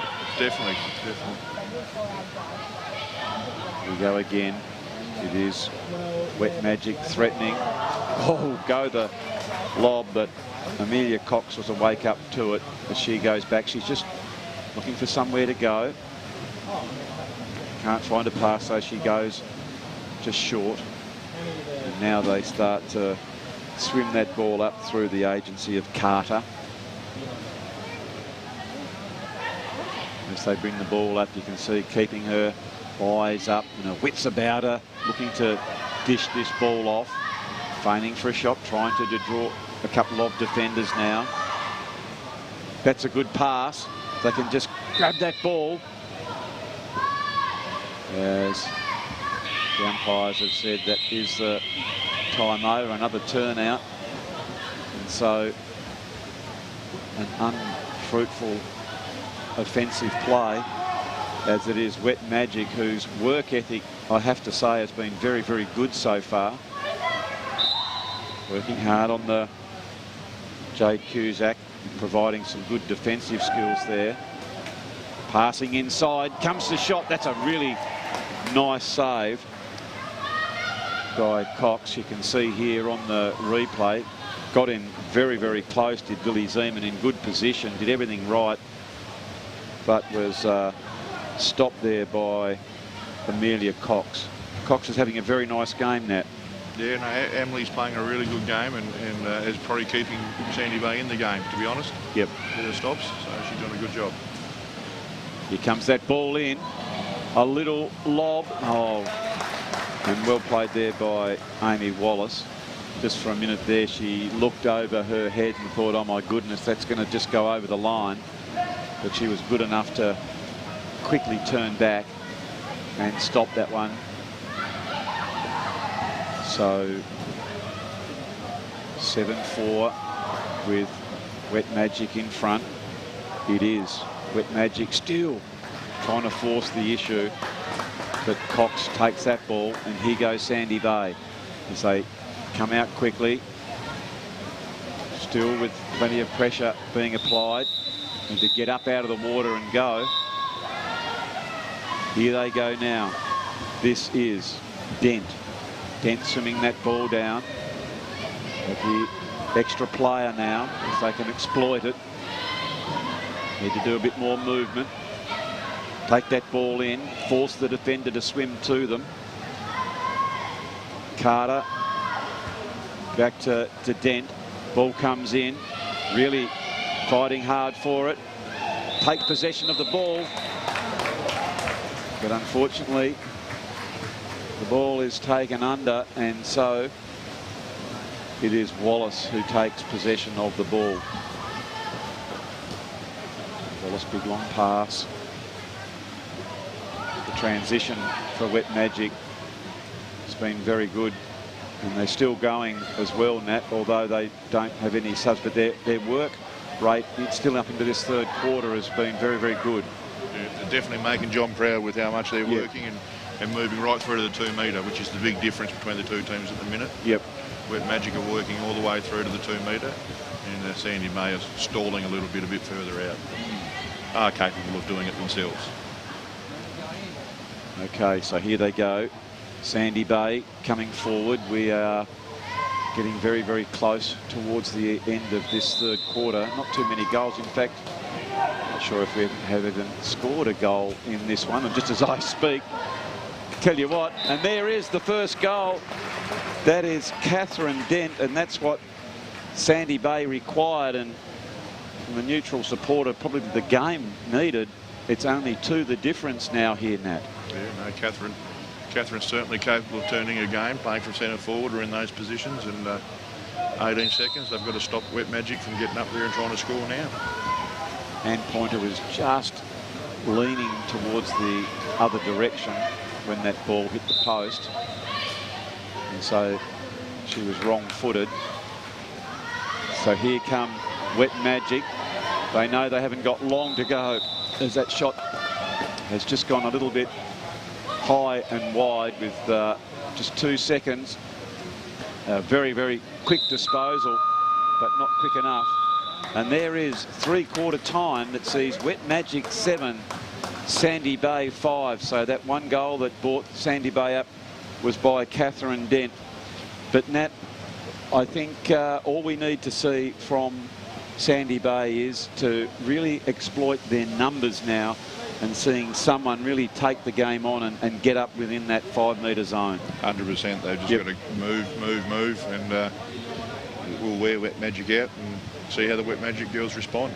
Yeah, very much so. So they haven't shown any signs of tiring so far, have they, Wet Magic? No, they just keep going and going. Lily Zeman's one tough player, and I don't think she'll stop till we hear the final siren. She's a really aggressive, strong player, so she'll hopefully lead them for her team through to a victory if they can. And Izzy's just as capable with Sandy Bay, so we'll see how they all go. Well, it's going to be very, very interesting here in the last quarter, so don't go too far here. We're going to have our last break from the Doone Kennedy Aquatic Centre, and we're back with all the action in the last quarter in just a few moments.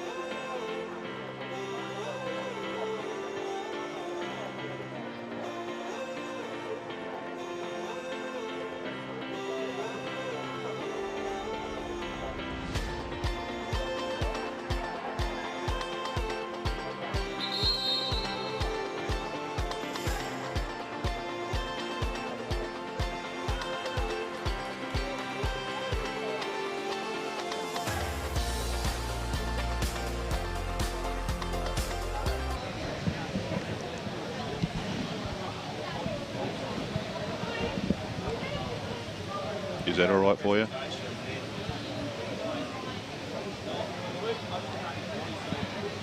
So welcome back here for the last quarter in the 2021 season. It is the senior women's. It is Wet Magic against Sandy Bay. Wet Magic in the white and Sandy Bay in the dark blue, as Wet Magic get up there very, very quickly and force the foul. That was Lily Zeman, as my co-commentator and expert comments man Nat Simmons said. She's one tough player, and she just really got on her bike then, and away she went.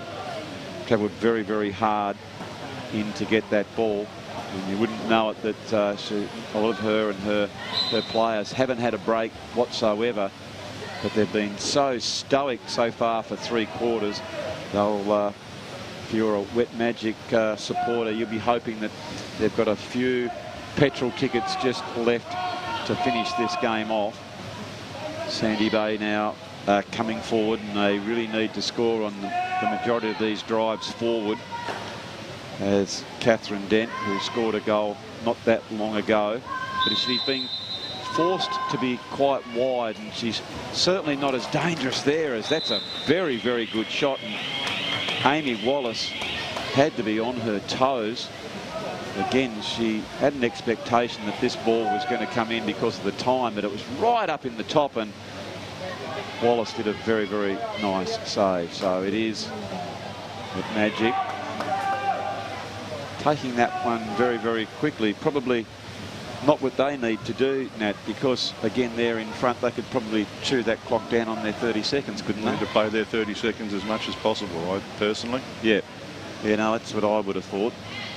No use taking obviously you take a shot if it's nice and open, but when it's certainly a 50-50 like that, just take all the time and force Sandy Bay to come up to you.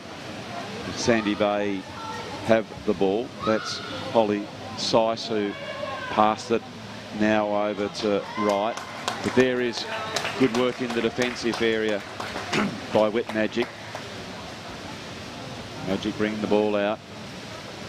There's a chance. As it comes up, that's Ann Pointer. You can see here, look at the determination. She just swims around her opponent as if she's not there. Nice play by her. Just forcing the foul as there is another pass as it goes back, and it's a good shot, but doesn't go in. That was Felicity Kirk. Stopped there by Amelia Cox, whom I've spoken about, has had a very, very good game. The goalkeeping actually in the men's division and the ladies division has been of a very, very high standard tonight, as that ball is passed over by Sandy Bay, getting it into a dangerous position. So now it's just a minor foul. Passes back inside.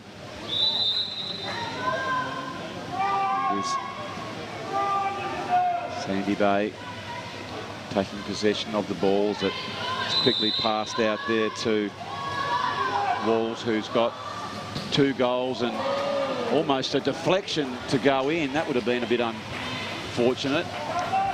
Gut-wrenching. It would have been, wouldn't it, Nat? Absolutely, mate. It was not a bad shot, and just that slight deflection as Wet Magic now they're taking their time when they come up this end of the pool, passing it into the open side, looking for Ann Pointer, as that ball has been turned over now. We've got to understand that each time these girls turn the ball over, they're swimming 25 metres up and down, up and down, up and down at a pretty good clip. Yeah. That takes a fair amount of fitness, doesn't it? Yeah, they're doing a good job. So now you can see still pressing out is Lily Zeman. And there again, they've forced the error on Sandy Bay. So it's about 3 minutes 43 to go. As up come Wet Magic. You'd sort of think from here, Nat, if they could get a goal and ease 3 in front, it'd be a very, very hard track to come back from, as that shot hits the bar. a really, really good effort. As we can see there, put a lot of power in that shot, and it's gone just high. So here comes Sandy Bay. They'll really be needing to score coming up. It's just a 2-goal game, so absolutely nothing in it. If they can get this goal, here's a quick break. That's much better play from Sandy Bay. Oh, well played there by Breaker. That's much better play than that. Yeah, definitely a lot more movement, making Wet Magic move as well, which is what they really need to do. Just showed courage, you know, courage to take the game on. There was just a little gap, and away she went. So it's Jade Cusack with the shot. Oh! Gee whiz, that one's just hit the goals, and well, that one come back to Horner net. Yeah, I think, did Amy get her fingers to that? I think she did. I think we've got to say to Amy, that was brilliant play on her part. So, oh, there's good goalkeeping again. Both girls doing a brilliant job. Cox this time. So with just over 2.5 minutes to go, here's a good quick break. Comes in the hands of Walls. Walls really breaking quickly. Gets past the defender, going in towards the goal.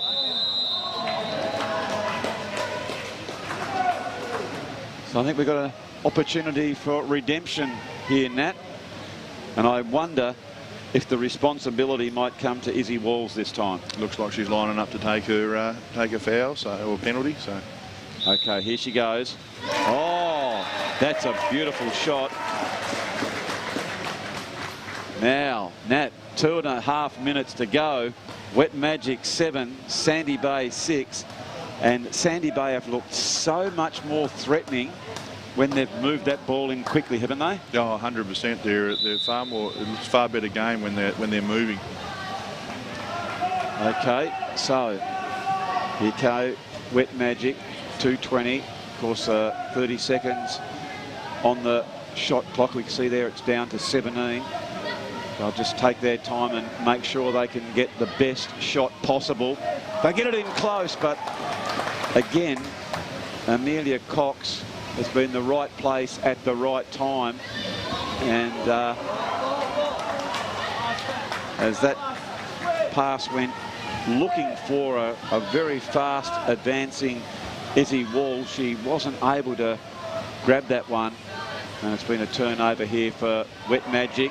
Comes into a dangerous spot. What a great save there by Cox. Gee, Nat, that's crucial. Yeah, Amely's certainly keeping them in this game. You know, Zeman will back her to score that one. And here come Sandy Bay. They need to grab this ball. It's in dispute. Fighting hard for it is Cusack. And it's Cusack's ball. Cusack trying to get it inside to Wall. Oh, but it's gone against her this time as she looks towards the referee. Somewhat forlorn look over her face. As Wet Magic, if they can go forward on this one, Nat, they can seal the game, I reckon, if they can score. Yeah, definitely. They can't afford to sit back with only one goal, but they need to be up there being aggressive like they are. Okay, so it is Jones getting it back out towards Wallace. Oh, it's inside to Jones. And it is a Wet Magic ball. You can see the shot clock really coming down. So here is Sandy Bay. This opportunity. We're inside the last minute of play. So this is absolutely crucial. Gets the ball in towards Cusack. Cusack. Oh, and it is going to Cusack. Well done by her. Just didn't want to give that ball up. So Sandy Bay need to get up here. Only a few seconds left. A quick shot. It's just how crucial was that play by Amy Wallace? Nat, what a cracker of a save. She's done a brilliant job there, and it's, you'd almost say, last attack for the game. So they need something very special. 24 seconds, 19 seconds on the clock. They have to force this turnover, get up nice and high. If they can take possession of the ball, they need to get on that bike. So here they need to go. Quick pass, comes down. There is a chance. Sandy Bay have an opportunity. They do pass it out now. They need to get it back in. 3 seconds left. That could be all over. Wet Magic just take the ball back. There's some exhaustion, and it is all over. You can see the relief on Amy Wallace's face. And ladies and gentlemen, that was a magnificent game of water polo. And Nat, gee whiz, we can just take a breath now, but that could have gone absolutely any way, that game. Oh, 100%. That was a really good. I must admit, if I was John, I wouldn't have been real happy with that last shot by Wet Magic. I would have been, no. Play it out a little bit. But no, they did a good job, and they all got back in a rush to defend. Wet Magic really earned that. They did a good job. Well, I'll be fascinated to see who gets the player of the match, because I tell you what, both Amy Wallace and Amelia Cox were so stoic for their team, saving shot after shot, right down to the last one where Amy Wallace got a fingertip to that one. So there we have our winner in the ladies' grand final. It is Wet Magic 7 to Sandy Bay 6. And for Wet Magic, it was 2 goals to Ann Pointer, 1 to Laura Knight, 1 to Kate Pointer, 2 to Miranda Jones, and 1 to Lily Zeman. And for Sandy Bay, it was 1 to Jade Cusack, 1 to Elma Breaker, 3 to Isabel Walls, and 1 to Catherine Dent. But for your expert comments, Nat, what was the difference between the two teams? Intensity into attack, right from the first quarter right through to the fourth. Wet Magic really maybe had a slow period in the last couple of minutes of the last quarter, but it was just their intensity getting right up into the attacking 2 metre, and actually they defended quite well as well. Yeah, they did, didn't they? I think as soon as Sandy Bay took that ball forward and moved really quickly, they looked just so dangerous, you know, and I think they will reflect on that maybe that should have been their strategy for a little bit more throughout the game, I would have thought. Yeah, I think Dean would be sitting there, yeah, we needed to probably move a little bit more and make those options that they were getting when they were moving. But this is what we say and we love about sport, though, Nat. The girls have played it really hard. The crowd appreciate what they've done. And you go out there and you play so hard against your opposition, but now you show good grace and sportsmanship, and you just go and wish them well and hug and thank them very, very much. So all I can say to you, Nat, mate, thank you so much for joining us. We've so appreciated your expert comments, and can I wish you well for your endeavours on not only your coaching of Tas Country, but your playing stocks, as you know you were a very, very fine player. Thank you very much for joining us. Thanks for having me, guys. We hope that you have enjoyed the coverage here from the Doone Kennedy Aquatic Centre, brought to you by Duff TV. It was the grand finals in the 2021 season. In the men's division, it was Sandy Bay getting the victory, and in the ladies division, Wet Magic, so 1-1. That's all here from Duff TV. We bid you a fond goodbye, and we look forward to bringing you some more water polo next season. Thanks, mate.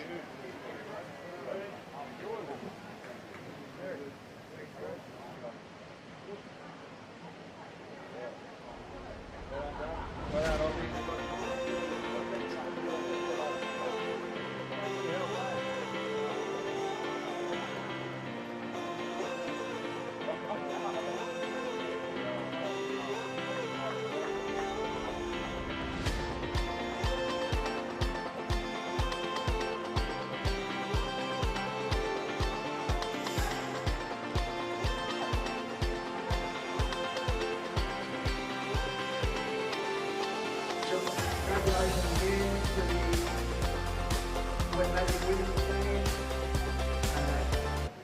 Presenting the medals, Richard McGuinness from Water Polo Australia. Cap number 1, Amy Wallace.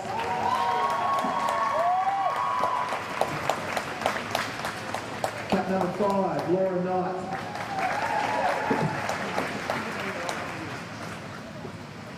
Number 6, Anne Pointer. Number 7, Abigail Anderson. Number 8, Kate Pointer. Number 9, Miranda Jones. Number 10, Lily Zeman. Number 11, Eleanor Smith. Number 12, Felicity Kirk. Number 13, Lara Wallace.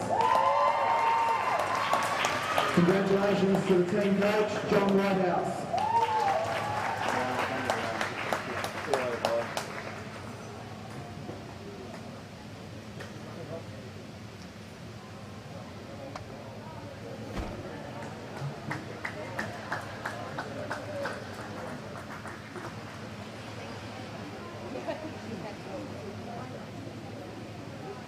Thanks everyone for a great night. Just a reminder, the Water Taz Awards night is next Friday night.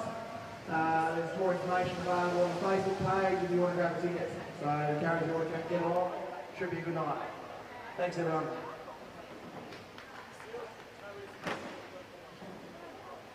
Good break and scored there, and that is Anne Pointer to score that goal for a lot of players out wide. They didn't really push up high toward the goal. No, a result of Wet Magic playing a reasonably good press and just pushing everyone out, so they weren't really very close to the goal, and Amy will take those shots every day of the week. Absolutely, it was really good, I guess, zone defending as the ball comes back now as Wet Magic take possession. You can see feinting to have that shot. That was Jones. Goes further out. There is Wallace. Back to Knight. Comes across. Oh, that's a good shot. Always looked dangerous there, did Miranda Jones. She looked to have a shot before. That ball is saved. Well played by Wallace. One of the things too for the experienced players here, Nat, quite prudent to, as we said, there's a lot goes under the water. Probably have a couple of pairs of bathers on.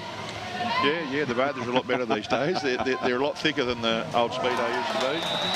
Oh, good work there. That's number 2 for her, I think.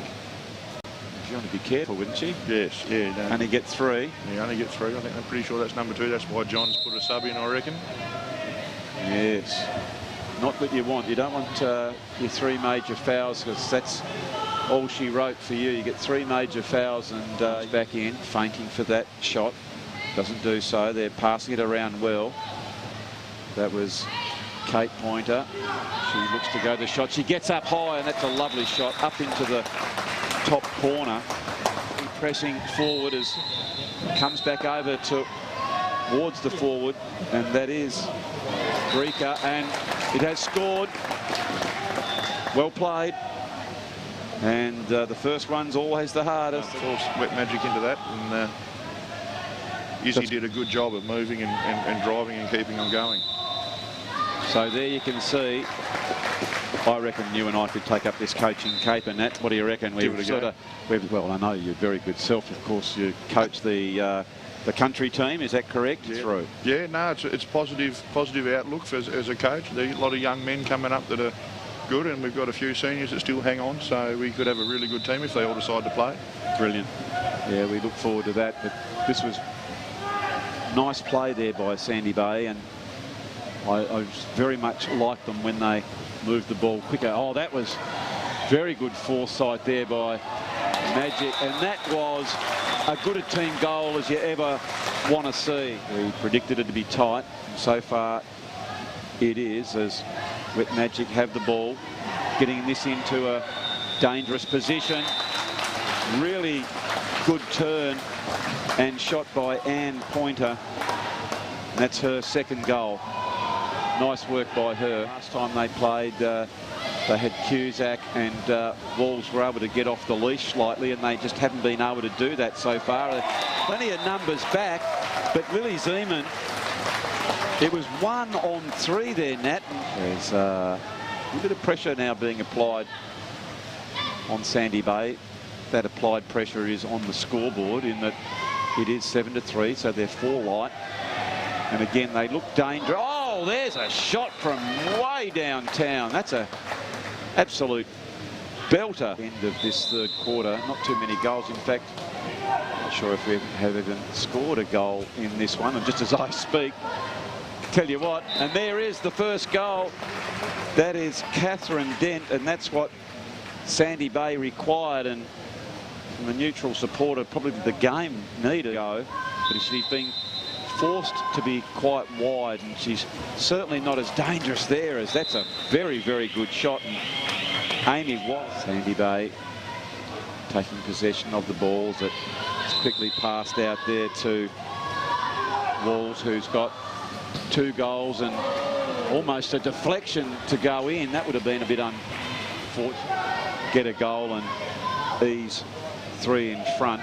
Would be a very, very hard track to come back from as that shot hits the bar. Goal game, so absolutely nothing in it. If they can get this goal, here's a quick break. That's much better play from Sandy Bay. Oh, well played there by Breaker. That's much better play than that. Yeah, definitely a lot more movement, making Wet Magic move as well, which is what they really need to do. Just showed courage, you know, courage to take the game on. There was just a little gap and away she went. So it's Jade Cusack with the shot. Oh! Gee whiz, that one's just hit the goals, and well, that one come back to Horn and Nat. Yeah. Walls really breaking quickly, gets past the defender, going in towards the goal.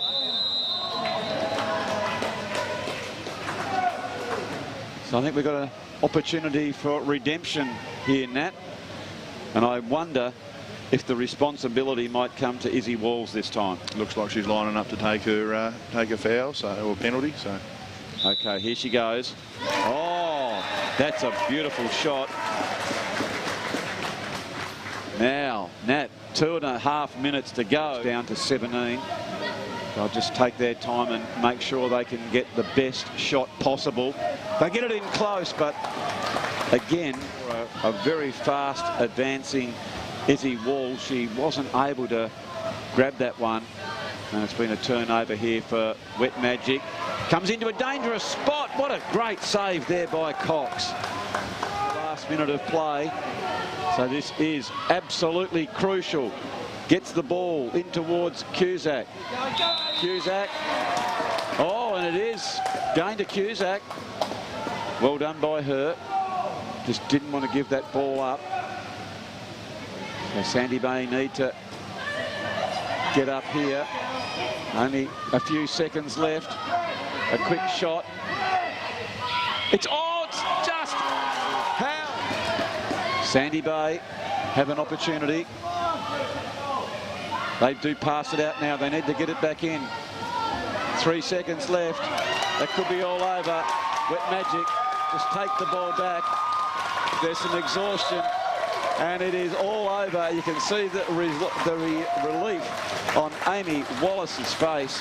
And ladies and gentlemen, that was a magnificent game of water polo. And Nat, gee whiz, we can just take a breath now, but that could have gone absolutely any way, that game. Oh, 100%. That was a really good. I must admit, if I was John,